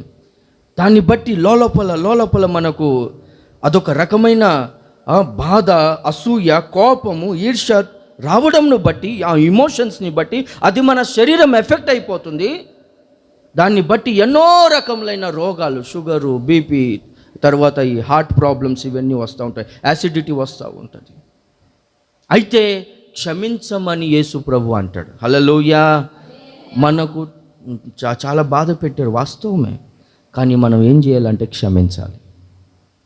హల్లెలూయా. అట్లెట్లా క్షమిస్తామండి?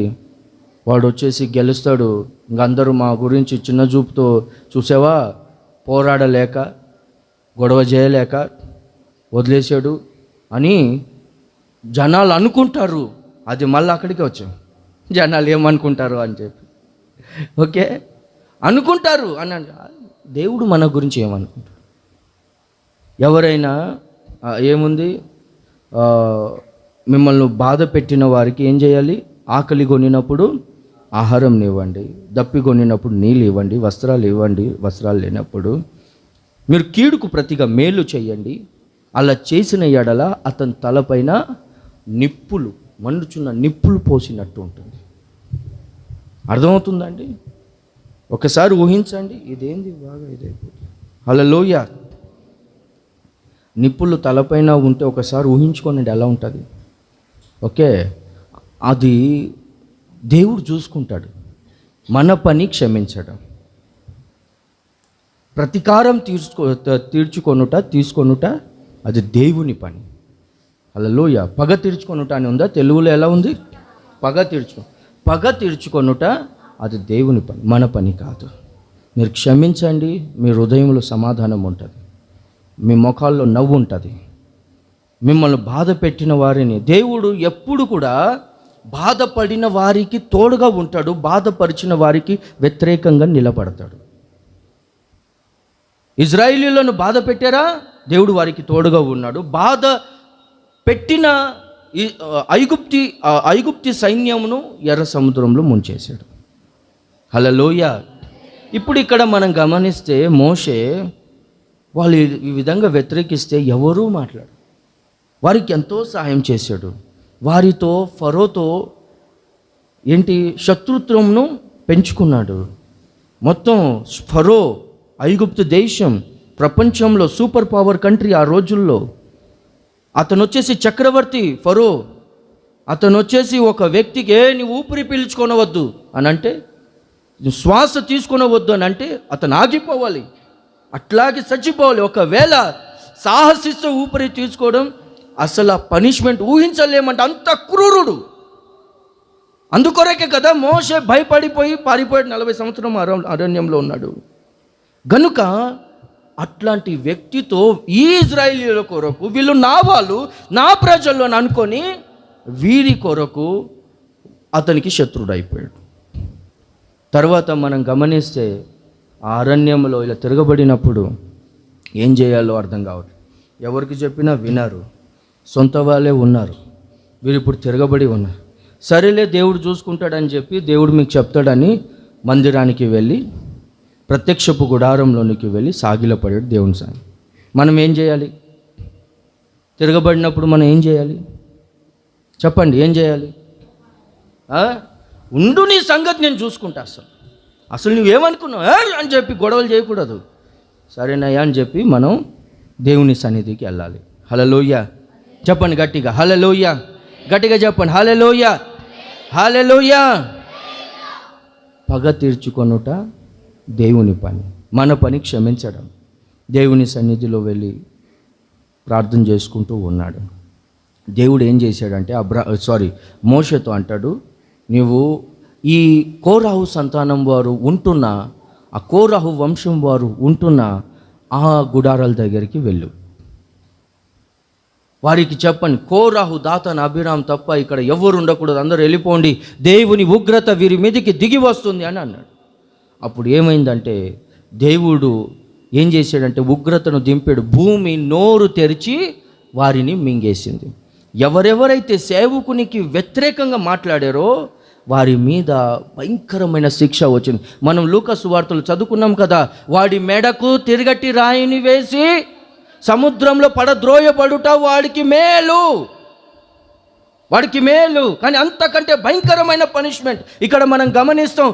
కోరాహు సంతానం వారిని ఏం చేశాడంటే దేవుడు ఏం చేశాడంటే వాళ్ళు బ్రతికి ఉండగానే నరకంలో వేసేశాడు, పాతాళంలో వేసేశాడు.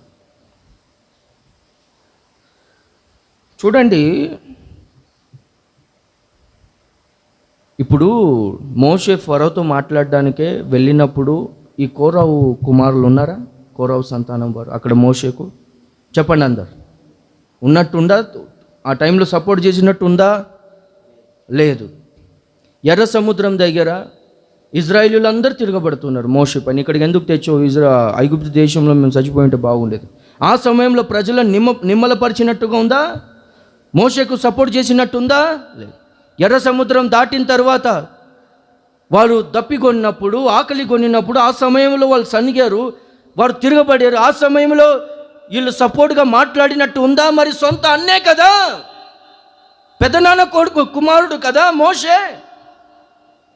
మరి ఆ సమయంలో సపోర్ట్ చేసినట్టు ఉందా? లేదు. ఆ తర్వాత అమాలేకీయులు యుద్ధం చేస్తున్నప్పుడు మోషే చేతులు భారంగా ఉన్నాయని చెప్పి మోషే చేతులను పట్టుకోవడానికి వచ్చాడా? అక్కడ కూడా రాలేదు. మొత్తం ఎప్పుడు వచ్చాడంటే, ఇప్పుడు నాకు అధికారం కావాలి, నేను నడిపిస్తాను, నేను ఎప్పుడు వచ్చాడు తెలుసా? మొత్తం సెటిల్ అయిన తర్వాత, ప్రజలకు భయం వచ్చేసింది, యాజకత్వం ఏంటో దేవుడు అంతా చూపించిన తర్వాత, దేవుడు అంతా ఆ క్రమాలన్నిటిని చెప్పిన తర్వాత, ఇంకా ఇజ్రాయేలీలు అందరూ మోషేకు సేవకునికి భయపడుతున్నారు, లోపడుతున్నారు, నడిపింపులో ఉన్నారు. ఆ సమయంలో సంఘం అంతా స్థిరపడిన తర్వాత, సెటిల్ అయిన తర్వాత, ఇప్పుడు మేము చేస్తాం అని అంటున్నారు. మాకు అధికారం. కష్టంలో సేవకుడు ఎలా ఉన్నాడు అనేది ఎవడు అడగలేదు. ఇప్పుడు మా దగ్గర ఈ గొడవలు ఎక్కువ అండి, ఈ వ్యతిరేకత ఎక్కువ. కొన్ని చర్చిలోకి వెళ్ళి ఆపేస్తున్నారు, కొంతమందిని కొడుతున్నారు. ఎవరిని కొడుతున్నారు? పాస్టర్ని కొడుతున్నారు. Praise the lord. పాస్టర్ని కొడుతున్నారు. ఆ సమయంలో విశ్వాసులు వచ్చి ఎవరు కూడా వచ్చి అడ్డుకోవట్లేదు, ఎలా కొడుతున్నారని చెప్పి. ఏంటంటే విశ్వాసుల మైండ్ సెట్, డబ్బులు నీవే పెట్టు, ఉపవాసాలు నీవే ఉండు, అన్ని చోట్ల నీవే తిరుగు, ఓకే, ఎవరైనా కొట్టడానికి వచ్చినా నీవే కొట్టించుకో, నీవే చనిపో, అంతేగాని మేము మాత్రం దేనికి రా అన్నట్లు ఉన్నారు పరిస్థితి. అది ఎప్పుడు వస్తారు తెలుసా? బాగా మంచి పొజిషన్కి వచ్చిన తర్వాత అప్పుడు లెక్కలు అడుగుతూ ఉంటారు. ఒక ఆమె, అయ్యా ఇక్కడికి వచ్చి సేవ చేయి, కొంచెం 5 మంది ఉన్నారు అని చెప్పి ఒక పాస్టర్ని పిలిచి సేవ చేయమని చెప్పి అక్కడ పెట్టారు. ఆ 5 మందిలో ఇది మాకు సంఘం అన్నట్టుగా మీరు ప్రారంభించండి, సేవ చేయండి అని. చెన్నై సంగతి 300 మంది వచ్చారు. ఇప్పుడు అంటది, అయ్యా మా సేవ మేము చేసుకుంటాం, నువ్వు వెళ్ళిపోవాలంటే. అది ఎంత అన్యాయము. అలాగా వాళ్ళు తిరగబడారు. భూమి నోరు తెరిచి మింగేసింది. మనం త్వరబడి సేవకులను ఏం అనకూడదు. బంధువులైనా, మన పెదనాన్న కొడుకు అయినా, చిన్ననాన్న కొడుకు అయినా, ఎవరైనా కానీ దేవుడు ఏర్పరచుకున్నాడు. తల్లి గర్భమందు రూపింపబడక మునిపే నేను నిన్ను ఏర్పరచుకున్నానని దేవుడు చెప్పాడు. ఖచ్చితంగా ఆ స్థానానికి గౌరవం ఇవ్వాలి, అంతే. అదే మనకు ఆశీర్వాదం. ఇంకొకటి నేను మీకు చెప్తాను చూడండి. ఇప్పుడు నా దగ్గర మీరు ప్రార్థన చేయించుకోవడానికే వచ్చారు అనుకోండి, నన్ను సేవకునిగా భావించి ప్రార్థన చేయించుకుంటే అది మీకు ఆశీర్వాదం. ఈడేముంది అంత మనోడే అని అనుకున్నారు అనుకోండి, మీకు దీవెన రాదు. ఇది నిజం చెప్తున్నాను, నేను ఉన్న మాట చెప్తున్నా. ఏదైనా విశ్వాసం ద్వారా జరిగేది. ఇది దేవుని చేత ఏర్పరచబడిన వాడు, జగత్ పునాది వేయబడక ముందే దేవుని చేత ఏర్పరచబడిన వాడు సేవకుడు అని మీరు ఒకవేళ సేవకుని దగ్గర ప్రార్థన చేయించుకుంటే ఆయన కానుకను ఆ భావంతో, ఆ ఆలోచనతో ఇస్తేనే ఆశీర్వాదం. అబ్బే నా తమ్ముడు, తర్వాత చెప్పండి అన్నీ, మా అన్న, తర్వాత మా మామ, ఇవన్నీ అనుకొని మీరు ఉన్నారో, మీకు దయచేసి చేతులు జోడించి చెప్తున్నా, అది దీవెన కాదు. సేవకునిగానే చూడాలి, అప్పుడు అది ఆశీర్వాదం. హల్లెలూయా. భూమి నోరు తెరిచి మింగేసి. అయితే ఆ కోరావు వంశంలో కొంతమంది మిగిలారు. అందరూ చనిపోకుండా కొంతమంది మిగిలారు. ఆ సమయంలో ఒక నిమిషం, హల్లెలూయా, కొంతమంది మిగిలారు. ఆ సమయంలో ఇశ్రాయేలీయులు అందరూ, తర్వాత లేవి గోత్రంలో ఉన్న వారందరూ వీరి బాబాయ్ పిల్లలు, వీరి అన్నదమ్ములు అందరూ ఈ కోరాహు సంతానం వారిని ద్వేషించడం ప్రారంభించారు. అబ్బో, దేవుని శాపం వీరి మీదకి దిగి వచ్చింది. వీళ్ళు దేవుని చేత శాపగ్రస్తులై ఉన్నారు. వీరిని పాతాళమే మింగివేసింది. హెల్ స్వాలోడ్ ఫ్యామిలీ. నరకం, పాతాళం వీళ్ళను మింగివేసింది. పాతాళం చేత మింగివేయబడిన కుటుంబం అని ఆ పేరు వారికి పెట్టబడింది. హెల్ స్వాలోడ్ ఫ్యామిలీ. ఆ కుటుంబం వచ్చేసి దేవుని చేత శాపం అనుభవించిన వారు. దేవుని ఉగ్రత దిగి వచ్చింది. ఎవరో మనుషులను వాళ్ళని ఆ విధంగా చేశారా? దేవుడే ఆ విధంగా వారిని పాతాళానికి పంపించేశాడు.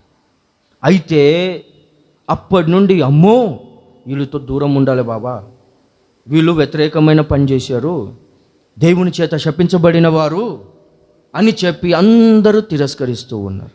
అందరూ ద్వేషిస్తూ ఉన్నారు. ఎవ్వరూ వారిని ప్రేమించట్లేదు. వారి సొంత అన్నదమ్ములు, వారి బంధుమిత్రులు, ఇజ్రాయేలీలు ఎవ్వరూ వారిని చేర్చుకోవట్లేదు. అమ్మో, వీరు శాపగ్రస్తులు అని చెప్పి దూరంగా ఉన్నారు. వాళ్ళు లేవి గోత్రం వారు. ఓకే, దేవుడు ఇజ్రాయేలీలకు 11 గోత్రాల వారికి భూభాగం పంచిపెడుతున్నప్పుడు అందరికీ భూభాగాలు ఇచ్చాడు. ఓకే, కానీ లేవి గోత్రం వారికి భూభాగం, ఆస్తి ఏమి ఇవ్వట్లేదు. నేనే వారి స్వాస్థ్యమును, వారికి ఏ ఆస్తి ఇవ్వబడదు అని అన్నాడు. ఆ తర్వాత మనం గమనిస్తే వారికి సేవ తప్ప వేరేది ఏమీ లేదు. అందరికి అర్థమవుతుందండి? ఒకసారి హల్లెలూయా చెప్పండి. హల్లెలూయా చెప్పండి. ముగించమంటారా? ఇది చెప్పుకుంటూ పోతే ఇంకా 2 గంటలు అవుతుంది. కానీ ఇది ఒక్కటే మాట అన్న గురించి మనం చెప్పుకొని ముగించుకున్నాం. ఓకే, చెప్పండి గట్టిగా హల్లెలూయా. అమ్మ, మీకు నిద్ర వస్తుందా లేదా? పని చేసి వచ్చారా ఉదయము? పొలం పని. అన్న, నిద్ర వస్తుందా ఏమన్నా లేదా? చెప్పండి మీరు. హల్లెలూయా. ఒకసారి సంతోషంగా హల్లెలూయా చెప్పండి. హల్లెలూయా. సేవ వీరి నుండి పోయింది. వీరికి సేవ తప్ప ఏమీ లేదు. ఆస్తులు లేవు, సేవకులు వేరే ఏ ఉద్యోగం లేదు, ఏ వ్యాపారం లేదు. వీరికి ఎవరు పనులు ఇవ్వట్లేదు. సేవ నుండి వీరు త్రోసివేయబడారు. ఇజ్రాయేలీయులు ఇచ్చే దశంభాగాలతో వీరి కుటుంబాలు పోషింపబడి వీరి జీవితాలు ఆ విధంగా గడిచాయి. దశంభాగాలు లేవు, వ్యాపారాలు చేసుకోవడానికే లేదు, ఉద్యోగం లేదు. ఏదో ఎవరో కనికరించి వారికి ఏదో చిన్న చిన్న ఇండ్లలో పనులు వస్తే ఆ విధంగా పనులు చేస్తూ బ్రతుకుతూ ఉన్నారు. కానీ ఎవ్వరూ వీళ్ళను ప్రేమించట్లేదు. ఎక్కడి దాకా? ఎల్కానా హన్నా దాకా. అప్పుడు నుండి కోరావు నుండి ఈ హన్న దాకా, ఎల్కానా హన్న దాకా 16 తరాలు, 1400 సంవత్సరాలు, 1400 సంవత్సరాలు, 16 తరాలుగా ఈ విధంగా వీళ్ళు ద్వేషింపబడతానే ఉన్నారు. వీరిని ఎవరూ ప్రేమించట్లేదు. వీరితో ఎవరు ప్రేమగా మాట్లాడట్లేదు. అబ్బో, వీరు శాపగ్రస్తులు, వీరిని ఎవరు ముట్టుకోకూడదు, వీరితో ఎవరు మాట్లాడకూడదు, వీరిని చేరదీయకూడదు, అమ్మో వీరిని దూరంగానే పెట్టాలి, వీళ్ళు సేవకుల పైన తిరగబడిన కుటుంబం అని చెప్పి వీరిని అదొక రకంగా చూస్తూనే ఉన్నారు. నీచమైన వాళ్ళుగా చూస్తూ ఉన్నారు, దూరంగానే పెట్టి ఉన్నారు. అప్పటి నుండి వాళ్ళ బాధ అనుభవిస్తూ ఉన్నారు. ఆర్థికపరమైన ఇబ్బందులు, ఆస్తులు లేవు, ఏ వ్యాపారాలు చేసుకోవడానికే లేదు, చాలా దీనమైన స్థితి. అలాంటి స్థితిలో ఉన్నారు. ఇప్పుడు 16వ తరంలో హన్న వచ్చేసి సంతానం లేదు. ఎల్కానా వేరే ఆమెను చేసుకున్నాడు. ఆమెకు పిల్లలు పుట్టారు. ఈమెను నీచమైన దానిగా, గొడ్రాలిగా, శపించబడిన దానిగా చూస్తుంది. ఈమెకు బాధ పెరిగిపోతుంది. ఆమె నిందిస్తుంది. ఈమె శపించబడిన దానిగా చూస్తుంది. ఆ బాధ ఎక్కువైపోయి ఆమె దేవుని సన్నిధికి వెళ్ళి ప్రార్థన చేసుకుంటుంది. Lord shut Hannah's womb. దేవుడే హన్న గర్భమును మూసివేశాడు. అట్లెట్లా దేవుడి పని చేస్తాడా? దేవుడు హన్న గర్భంను మూయడం ఏంటి? అలా చేస్తాడా దేవుడు? అలా ఎలా చేస్తాడు? కానీ దేవుడు చేశాడు. ఎందుకొరకంటే నేను హన్న గర్భంను మూసేస్తే ఆమె నిందల పాలైపోతుంది, ఆమె చాలా దుఃఖపడుతుంది, దుఃఖక్రాంతురాలై నా దగ్గరకు వచ్చి ప్రార్థన చేసుకుంటుంది. అప్పుడు నేను ఆమె జీవితంలో అద్భుతం చేస్తాను. హల్లెలూయా. చూడండి, కొన్ని పర్యాయాలు మీకు చాలా భయంకరమైన కష్టం, చాలా భయంకరమైన మీ పైన నిందలు వస్తున్నాయి, మిమ్మల్ని ప్రజలు ద్వేషిస్తున్నారు, ఎవరు మిమ్మల్ని ప్రేమించట్లేదు అన్నట్టు పరిస్థితులు మీకు వస్తున్నాయా? అటువంటి అనుభవాలు గుండా మీరు వెళ్తున్నారా? దానికి అర్థం ఏంటిదంటే దేవుని చేత మీరు ఏర్పరచబడిన వారు. దేవుడు ఏదో ఒకటి మీ ద్వారా అద్భుతం చేయాలని అనుకుంటున్నాడు. మీ కుటుంబంలో తరతరాలుగా వస్తున్న ఆ శాపమును దేవుడు కొట్టివేయాలనుకుంటున్నాడు. 1400 సంవత్సరాలుగా 16 తరాలుగా వారు ఆ నిందను, ఆ బాధను, ఆ శాపంను అనుభవిస్తూనే ఉన్నారు. అయితే హన్నతో ఆ శాపం కొట్టివేయబడాలని చెప్పి దేవుడు తలంచుకున్నాడు. దేవుని ఉద్దేశం, దేవుని చిత్తం. హల్లెలూయా. మిమ్మల్ని ఎవరైనా ద్వేషిస్తున్నారా? మిమ్మల్ని చాలా బాధ పెడుతున్నారా? అందరితో ప్రేమగా మాట్లాడతారు కానీ మిమ్మల్ని ఎవరు చేర్చుకోవట్లేదా? మీ బంధువులే మిమ్మల్ని శత్రువులుగా చూస్తున్నారా? మీరు ఎప్పుడప్పుడు ఆలోచిస్తుంటారు, నేను ఏం చేశాను, నేనేమైనా తప్పు చేశానా, అయినా నన్ను అదొక రకంగా చూస్తున్నారు అని మీరు అనుకుంటున్నారా? దీనికి కారణం ఏంటిదంటే దేవుడు మిమ్మల్ని ఏర్పరచుకున్నాడు. ఒకసారి ఆలోచించండి, మీకే అందరికంటే ఎక్కువ కష్టాలు వస్తున్నాయి, మీకే అందరికంటే ఎక్కువ బాధలు వస్తున్నాయి, మిమ్మల్ని అనరాని మాటలు మిమ్మల్ని అంటున్నారంటే సాతాను గాడికి ఎంత వాడు గ్రహిస్తే కానీ వాడు ఈ పని చేయడు. సాతాను గాడు వాడు గుర్తించుంటాడు కదా, వీడు దేవుని చేత వీరు ఏర్పరచబడిన వారు అని ప్రత్యేకంగా టార్గెట్ చేస్తున్నాడు, ప్రత్యేకంగా టార్గెట్ చేస్తున్నాడు. అమ్మో వీడు సామాన్యుడు కాదు, అందరిలో వీడు ప్రత్యేకం అని చెప్పి సాతాను గాడు టార్గెట్ చేస్తున్నాడు. మీకు సమస్యలు ఎక్కువ అవుతున్నాయి అంటే దానికి అర్థం దేవుని దృష్టిలో మీరు ఉన్నారు.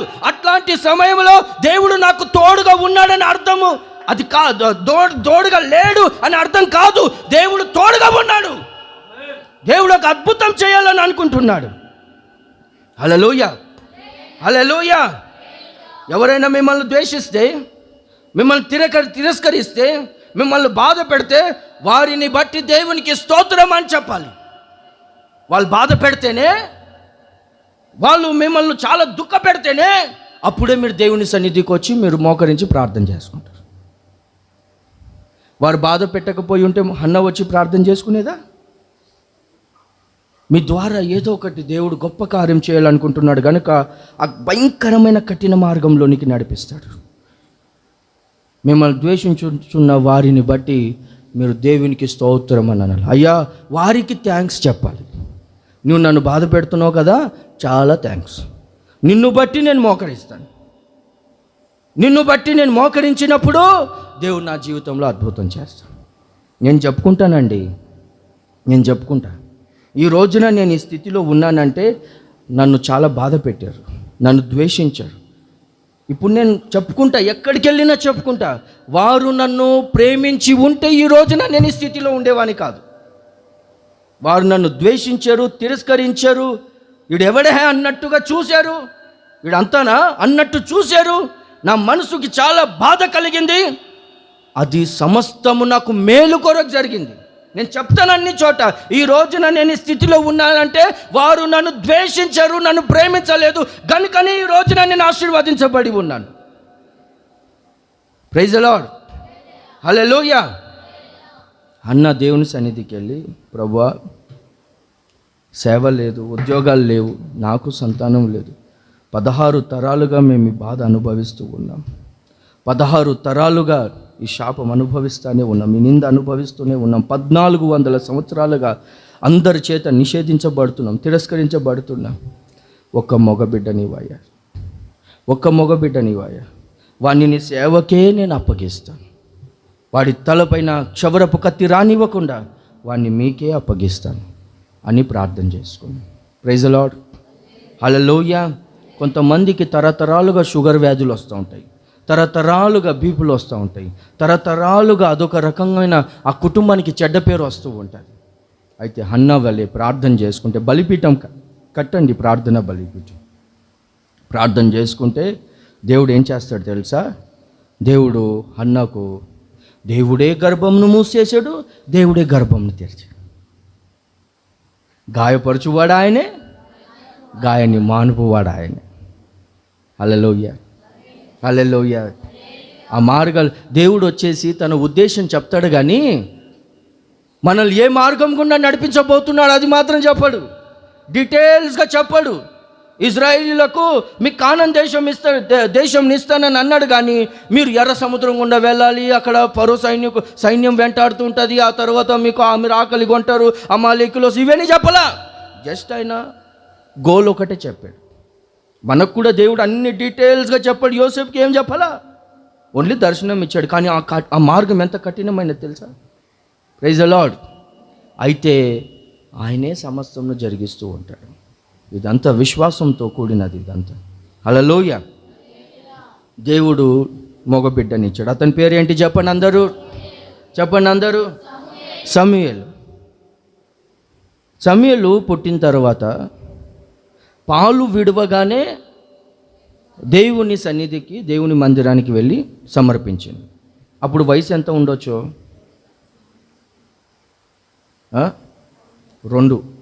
3.5 సంవత్సరాలు. అప్పటిదాకానా? 2 సంవత్సరాలు అనుకుంటున్నా. సరే, మీరు అన్నట్టే 3.5 సంవత్సరాలు. ఓకే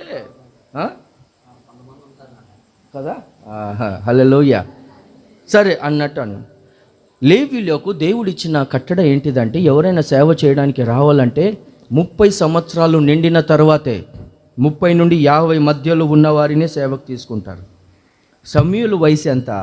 బాలుడగు సమూయేలు దేవుని మందిరానికి వెళ్ళాడు. సరే, ఏం వేసుకున్నాడు? ఇగో ఈ పిల్లలు తెల్లబట్టలు వేసుకున్నారు చూడు, వాళ్ళు లాల్ చేసుకుంటే ఊరా లాల్ చేసుకున్నావా? Praise the Lord. ఏఫోదు వేసుకొని దేవుని మందిరంలో ఉన్నాడు.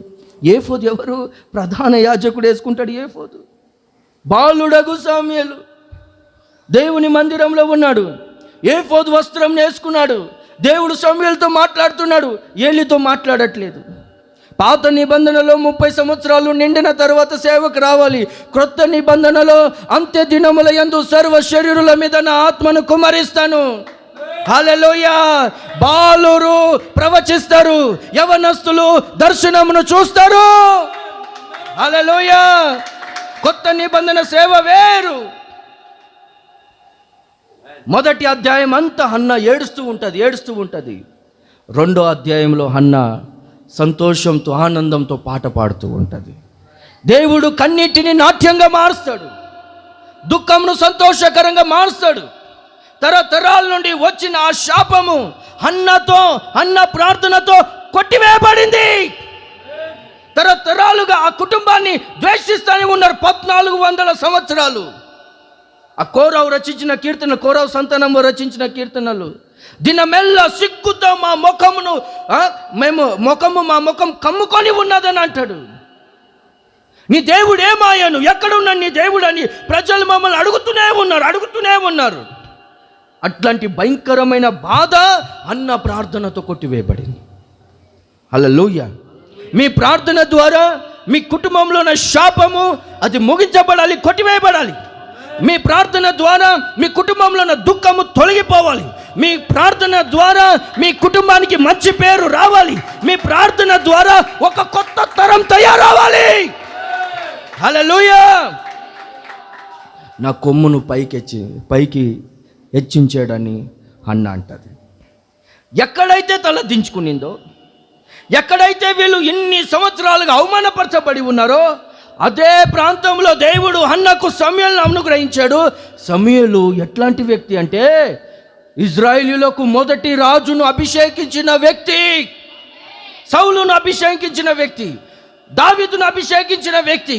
సమూయేలు లాంటి నాయకుడు పాత నిబంధనలు వాళ్ళకు ఎవరు దొరకలేదు. హల్లెలూయా. నిర్దోషంగా యథార్థంగా ఉన్న సేవకుడు. దేవుడు ఎక్కడైతే మీరు తునీకరింపబడారో, ఎక్కడైతే అవమానపరచబడారో, ఏ ప్రజలైతే మిమ్మల్ని దూషించారో వారి ముందే దేవుడు మిమ్మల్ని హెచ్చిస్తాడు. నిషేధించబడిన రాయి తలకు మూల రాయను. ఈ రాయి దేనికి పనికిరాదని చెప్పి మాస్టర్ బిల్డర్స్ విసిరేశారు.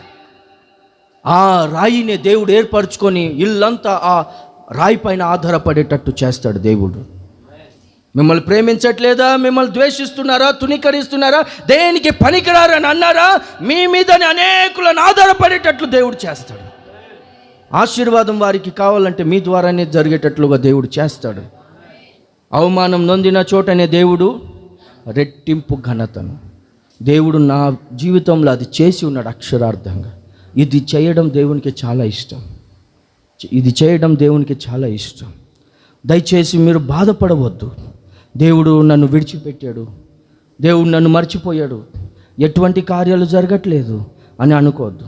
సమస్యలు పెరుగుతూనే ఉన్నాయి, కష్టాలు పెరుగుతూనే ఉన్నాయి, ప్రజలు నవ్వుకుంటున్నారు, మాకు విలువ లేదు అన్న పరిస్థితుల్లో మీరు ఉన్నారేమో. అన్న వల్లే మీరు ప్రార్థన చేయండి, బలిపీఠంను కట్టండి. దేవుడు మీ ద్వారా చూడండి ఎంత గొప్ప కార్యం చేస్తాడు. మీ కుటుంబం నిలబడబోతుంది. ఆమేన్, హల్లెలూయా.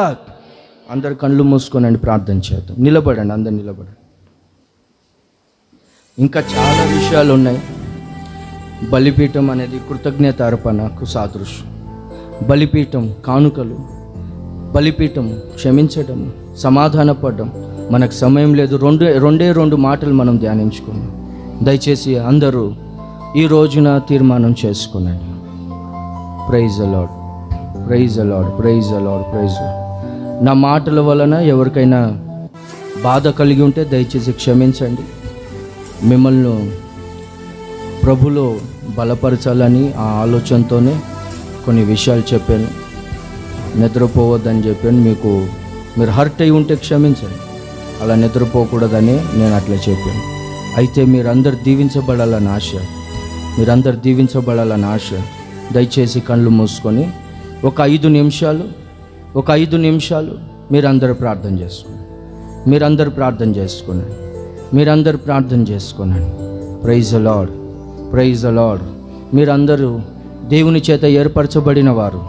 మీరు ఎవరు కూడా సామాన్యులు కారు. దేవుని చిత్తంలో మీరు ఉన్నవారు, దేవుని ఉద్దేశంలో మీరు ఉన్నవారు. దేవుడు మీ ద్వారా అద్భుతాలు చేస్తాడు. దేవుడు మీ కుటుంబాన్ని ఆశీర్వదిస్తాడు. మీ ద్వారా దేవుడు మీ కుటుంబానికి ఉన్న చెడ్డ పేరును తీసేస్తాడు. మీ కుటుంబానికి మీకు దేవుడు గొప్ప ఘనతను అనుగ్రహిస్తాడు. మీరు తల ఎత్తుకొని బ్రతికేటట్లు దేవుడు చేస్తాడు. మనము పరలోకమే భూమి మీద అనుభవించాలి. ఇప్పుడు మీకు ఇబ్బందులు ఉండవచ్చు, మీకు అప్పులు ఉండవచ్చు, శరీరంలో అనారోగ్యం ఉండవచ్చు, మీరు చాలా కష్టంలో ఉండవచ్చు, ప్రజలు మిమ్మల్ని ప్రేమించట్లేదు, మిమ్మల్ని ద్వేషిస్తున్నారు, ఎవరు మీకు విలువ ఇవ్వకపోవచ్చు. అయితే దేవుడు వారి ముందే మిమ్మల్ని ఆశీర్వదిస్తాడు. దేవునికి అసాధ్యమైనది ఏదియూ లేదు. అందరూ దయచేసి ప్రార్థన చేసుకోనండి. కొన్ని మార్గాలను దేవుడే మూసివేస్తాడు, కొన్ని ద్వారాలను దేవుడే మూసివేస్తాడు. కొన్ని కష్టమైన పరిస్థితులు దేవుడే అనుమతిస్తాడు మన జీవితంలో. కొన్ని కఠినమైన పరిస్థితులు, కొంతమంది మనల్ని అనరాని మాటలు అనేటట్లుగా దేవుడే అనుమతినిస్తాడు. కారణం ఏంటిదంటే దేవుడు మనల్ని ఏర్పరచుకున్నాడు. దేవుడు మన ద్వారా గొప్ప కార్యం చేయాలని అనుకుంటున్నాడు. ఈ రోజున మనం హన్న గురించి చెప్పుకున్నట్టుగా, సమూయేలు గురించి చెప్పుకున్నట్టుగా మీ గురించి అనేకులు చెప్పుకోవాలి అని దేవుని చిత్తమై ఉన్నది.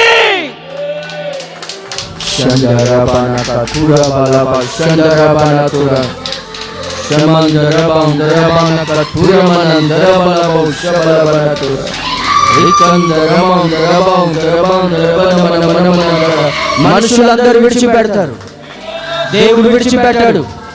మనుషులందరూ దూషిస్తారు, దేవుడు దూషించాడు. దేవుడు ప్రేమ కలిగిన దేవుడు.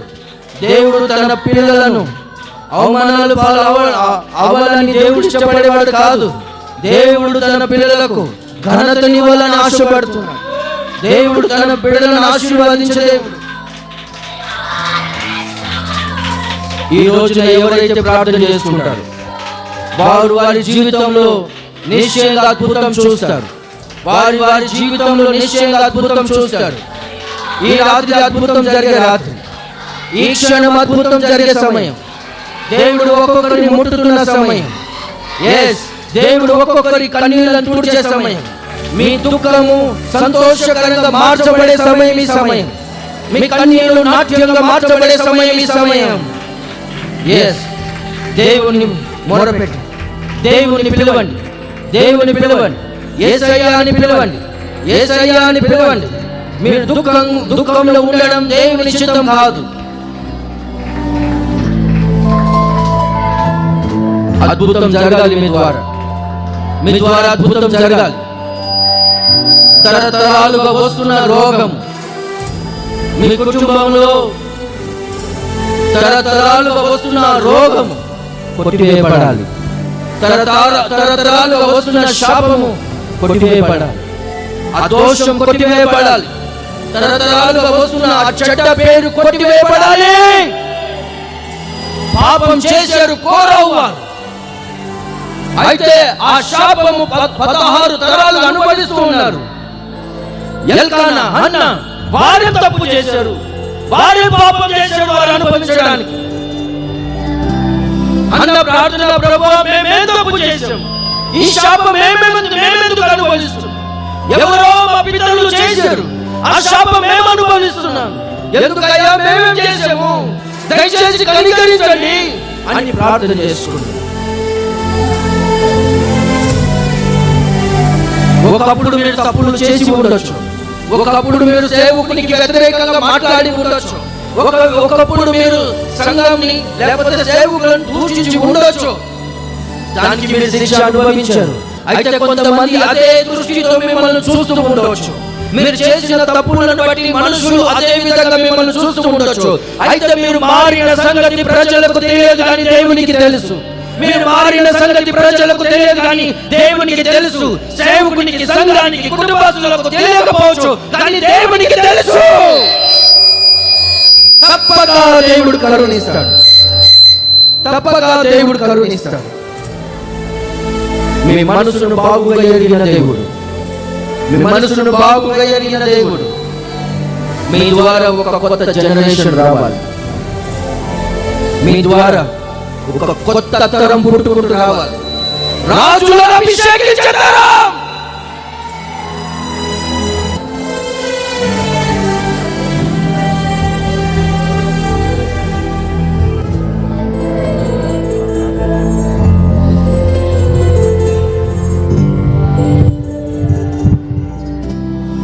మంచి తీర్మానముతో ఈ రాత్రి ప్రభు సన్నిధిలో ప్రార్థన చేసుకుందాం. కుటుంబం శాపాల మధ్యలో, శపించబడిన అనుభవాల మధ్యలో ఉన్నదా? నువ్వు ఎన్నోసార్లు ఆలోచించుకుంటావు, ఇది ఎందుకు ఇలా జరుగుతుంది?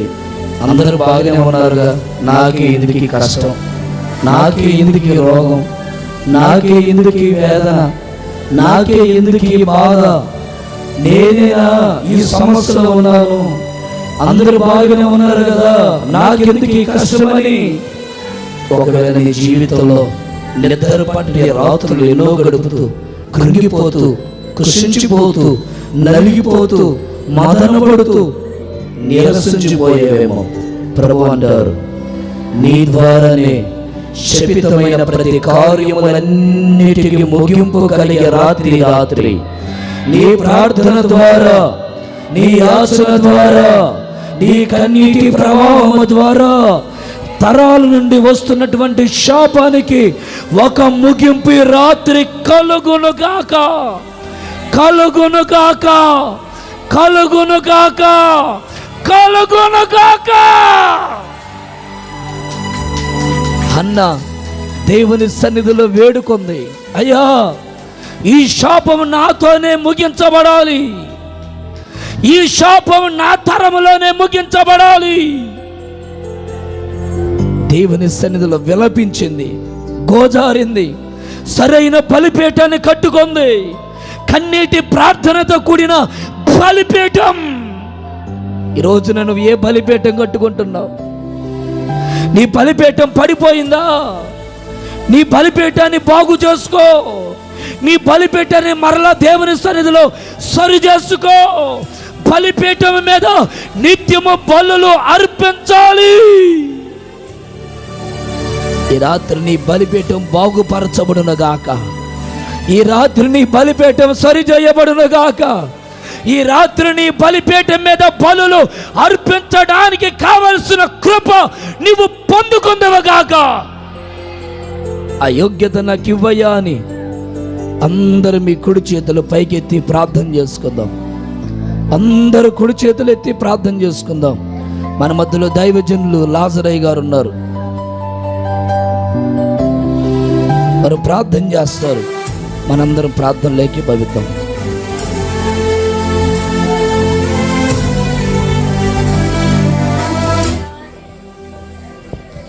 అందరం ప్రార్థన చేసుకుందాం. Thank you Jesus. స్తోత్రం. Praise the Lord, praise the Lord. Hallelujah. అందరూ దయచేసి కళ్ళు మూసి ప్రార్థనలు ఏకీభవించవలసిందిగా కోరుచున్నాం. మహాపరిశుద్ధుడా, మహాగణుడా, జీవము కలిగిన సజీవుడా, నీకు స్తోత్రాలు, స్తోత్రాలు. పరమరక్షకుడా, నీకు స్తోత్రాలు. జీవము కలిగిన సజీవుడా, నీకు స్తోత్రాలు. పునరుద్ధానుడుగా మా కొరకు లేచిన దేవుడా, నీకు స్తోత్రాలు. దయతో కరుణించి, కనికరించి, క్షమించి తండ్రి, అయా దూర ప్రాంతము నుండి నాన్న, అయా ముంబై నుంచి నా ప్రభ దైవ సేవకులు నా ప్రభ మా మధ్యలోకి తీసుకొచ్చినటువంటి ఇక గొప్ప ధన్యత కొరకై మీకే స్తుతులు, స్తోత్రాలు, స్తోత్రాలు ప్రభ. మీకే వందనాలు చెల్లిస్తున్నాం నాయన. సహాయం ఇచ్చేయండి ప్రభ. ప్రతి మాసములో నా ప్రభ ఈ విధంగా ఈ రీతిగా ప్రభ తండ్రి అయా కుటుంబ ఆశీర్వాద కూటాలను ఏర్పాటు చేయడానికి నీ దైవ సేవకులను నాయన ప్రేరేపించి ఏర్పాటు చేసిన విధానాన్ని బట్టి మీకు వందనాలు చెల్లించుకుంటున్నాం ప్రభా. మీరే సహాయం ఇచ్చేయండి ప్రభా. స్తోత్రాలు, స్తోత్రాలు. మీకే కృతజ్ఞతలు చెల్లించుకుంటున్నాము నాయన. అయా సహాయం చేయండి తండ్రి. ఇంతవరకు నాయన నీ దైవ సేవకులను నాయన మీరు నిలబెట్టుకొని దైవ సేవకులను అభిషేకించుకొని ఆయన ద్వారా నాయన అయా నీ లేఖనాల నుండి అనేకమైన అయా బలిపీఠములను ఏర్పాటు చేసుకోనమని నాయన హెచ్చరికలతో మీరు మాట్లాడినారు ప్రభా. మీకు స్తోత్రాలు, మీకే వందనాలు చెల్లిస్తున్నాం. బలిపీఠమనగా ప్రార్థన అనే జీవితము, అయా ప్రార్థన అనే జీవితం కావాలి. ప్రార్థన లేని జీవితం వ్యర్థమని లేఖనము సెలవిస్తుంది ప్రభా. నీ స్తోత్రాలు. దయతో కరుణించి, కనికరించి, క్షమించండి ప్రభా. స్తోత్రాలు. దైవ సేవకులు ఇంకా అనేక ప్రాంతాల్లో బహుగా బలంగా వాడబడినట్లు అయా వేడంతల అభిషేకంతో నడిపించమని, అభిషేకించమని ప్రార్థిస్తున్నాం. స్తోత్రాలు, స్తోత్రాలు. ఈ యొక్క నాయన ముప్పాళ్ళ గ్రామంలో ఇంకా అనేకులు నాయన అయా బలిపీఠమని యొక్క నాయన సన్నిధి లేక ఎంతమంది అయా నాయన వ్యర్థముగా జీవిస్తున్నారు, వ్యర్థముగా నీకు దూరం అయిపోతున్నారు, వ్యర్థముగా నాయన నీ మందిరానికి అయా దూరం అయిపోయే స్థితిలో ఉన్నారు ప్రభా. ఎంతమంది సేవకులు నా ప్రభా ఈ రీతిగా ఈ విధంగా నా ప్రభా ప్రతి మాసము ప్రతి స్థలంలో ప్రతి తండ్రి అనుభవంలో నా ప్రభ అనేక మంది సేవకుల ద్వారా ఆయన ఈ కూటాలను ఏర్పాటు చేసి ఈ సత్యాన్ని వివరిస్తుండగా ఇంకా నాయన ఈ సన్నిధికి రాలేకపోతూ ఎంతమంది వ్యర్థముగా జీవిస్తున్నారు ప్రభ. ఈ కడబరి దినాల్లోనైనా అయా ఈ చివరి దినాల్లోనైనా అనేక ఆత్మలు నా ప్రభ నీ సత్యము తెలుసుకొని, నీ మార్గము తెలుసుకొని నీ రాజ్యానికి వారసులుగా ఉండినట్లుగా ప్రతి ఒక్కరిని ఆయన మీరు దర్శించండి. ప్రతి ఒక్కరిని మీరు దర్శించండి. ప్రతి ఒక్కరితో మీరు మాట్లాడిన ప్రభా. మీ మాటలో జీవం ఉన్నది, మీ మాటలో ప్రాణం ఉంది, మీ మాటలో ఎంతో గొప్ప స్వస్థత ఉన్నది ప్రభా. స్తోత్రాలు. అలాంటి అనుభవంలోకి నాయన ప్రతి ఒక్కరిని నాయన అయా మీరు తీసుకురండి ప్రభా. స్తోత్రాలు, స్తోత్రాలు, స్తోత్రాలు తండ్రి. భయంకరమైన దినాల్లో మేము ఉంటున్నాం ప్రభా. చెడ్డ దినాల్లో మేము ఉంటున్నాం ప్రభా. నీ బాహుని చాపండి ప్రభా. ఇంకా ఎంతమంది నాయన పడిపోతున్నారు, ఎంతమంది ఇడబడే స్థితిలో ఉన్నారు, ఎంతమంది నీ మందిరానికి దూరం అయిపోతున్నారు, ఎంతమంది నీ సత్యము ఇది కూడా నాయన వినట్టుగా చెవిటి పాముల వలె ఉంటున్నారు ప్రభా. అలాంటి ప్రజలను దర్శించాయా, అలాంటి ప్రజలతో మాట్లాడు ప్రభా. ఒక ఆత్మ రక్షణ పొందితే పరలోకములో కోటాను కోటి దేవతలు ఎంతో సంతోషిస్తారు, ఎంతో నాయన ఉత్సాహంతో నాయన ఉంటారని లేఖనాలు సెలవిస్తున్నాయి ప్రభా. స్తోత్రాలు. ఒక ఆత్మల రక్షణ కొరకు నా ప్రభా అయా ఎంత దూరాన్ని ఇచ్చి దైవ శాఖల ద్వారా ఈ యొక్క నాయన స్వార్థ కూటాలు, ఈ యొక్క ఆశీర్వాద కూటాలు ఏర్పాటు చేసిన దైవజనులు ఈమెను మీరు వాడుకుంటున్నందుకు స్తోత్రాలు. మీకే వందనాలు చెల్లించుకుంటున్నాము నాయన. సహాయం చేయండి. ఈ ముప్పాళ్ళ సంఘాన్ని విస్తరింపబడినట్లు, ఈ ముప్పాళ్ళ సంఘములు అభివృద్ధి పడినట్లు, ఈ ముప్పాళ్ళ సంఘం ఇంకా అనేక ఆత్మలను అయా తండ్రి మీరు ఏర్పాటు చేయమని ప్రార్థిస్తున్నాం. స్తోత్రాలు, స్తోత్రాలు. నీకే కృతజ్ఞతలు నాయన. సహాయం చేయండి ప్రభా. నీ చిత్తమైతే నీ రెండవ రాకడ ఆలస్యమయ్యింటే ప్రభా అయ్యా ఈ రాత్రి అంతా ప్రతి ఒక్కరితో మాట్లాడు అయ్యా. నువ్వు మాట్లాడితే నాయన ప్రతి ఒక్కరు లేచి వస్తారు అయ్యా. నువ్వు మాట్లాడయ్యా. నీ దర్శనం ప్రతి ఒక్కరి దయచే ప్రభా. నీ మాటలో శక్తి, నీ మాటలో బలము, నీ మాటలో జీవము, నీ మాటలో ఎంతో గొప్ప అత్యున్నతమైన నాయన తండ్రి అయా తండ్రి నీ మార్గం అయా సహాయం చేయండి, సహాయం చేయండి. రేపు ఉదయకాలం జరగబో నాయన పునరుద్ధాన ఆరాధన అయా అనేకులు నూతనగా నాయన అనేక ఆత్మలను నడిపించయ్యా. నీకే స్తోత్ర.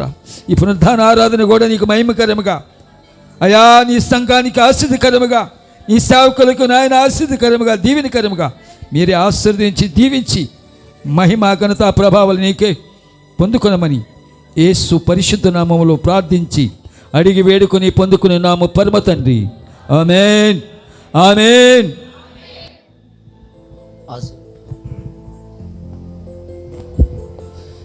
మన తండ్రి అయిన దేవుని యొక్క ప్రేమయను, మన రక్షకుడైన ప్రభువైన యేసుక్రీస్తు వారి కృపయను, పరిశుద్ధాత్మిక ఆయన సన్నిధి సముఖమును, సకల కోటి పరిశుద్ధులకును, ఇంతవరకు వాక్యం ఇచ్చిన తన దాసునికిని, ఈ కూటాలు ఏర్పాటు చేసిన తన సంఘ కాపరికిని, ఈ కూడి వచ్చిన చేరి వచ్చిన ఈ విశ్వాసుల యొక్క సంఘానికి నీ రాకడ పర్యంతరము నిత్యము తోడై నడిపించునుగాక.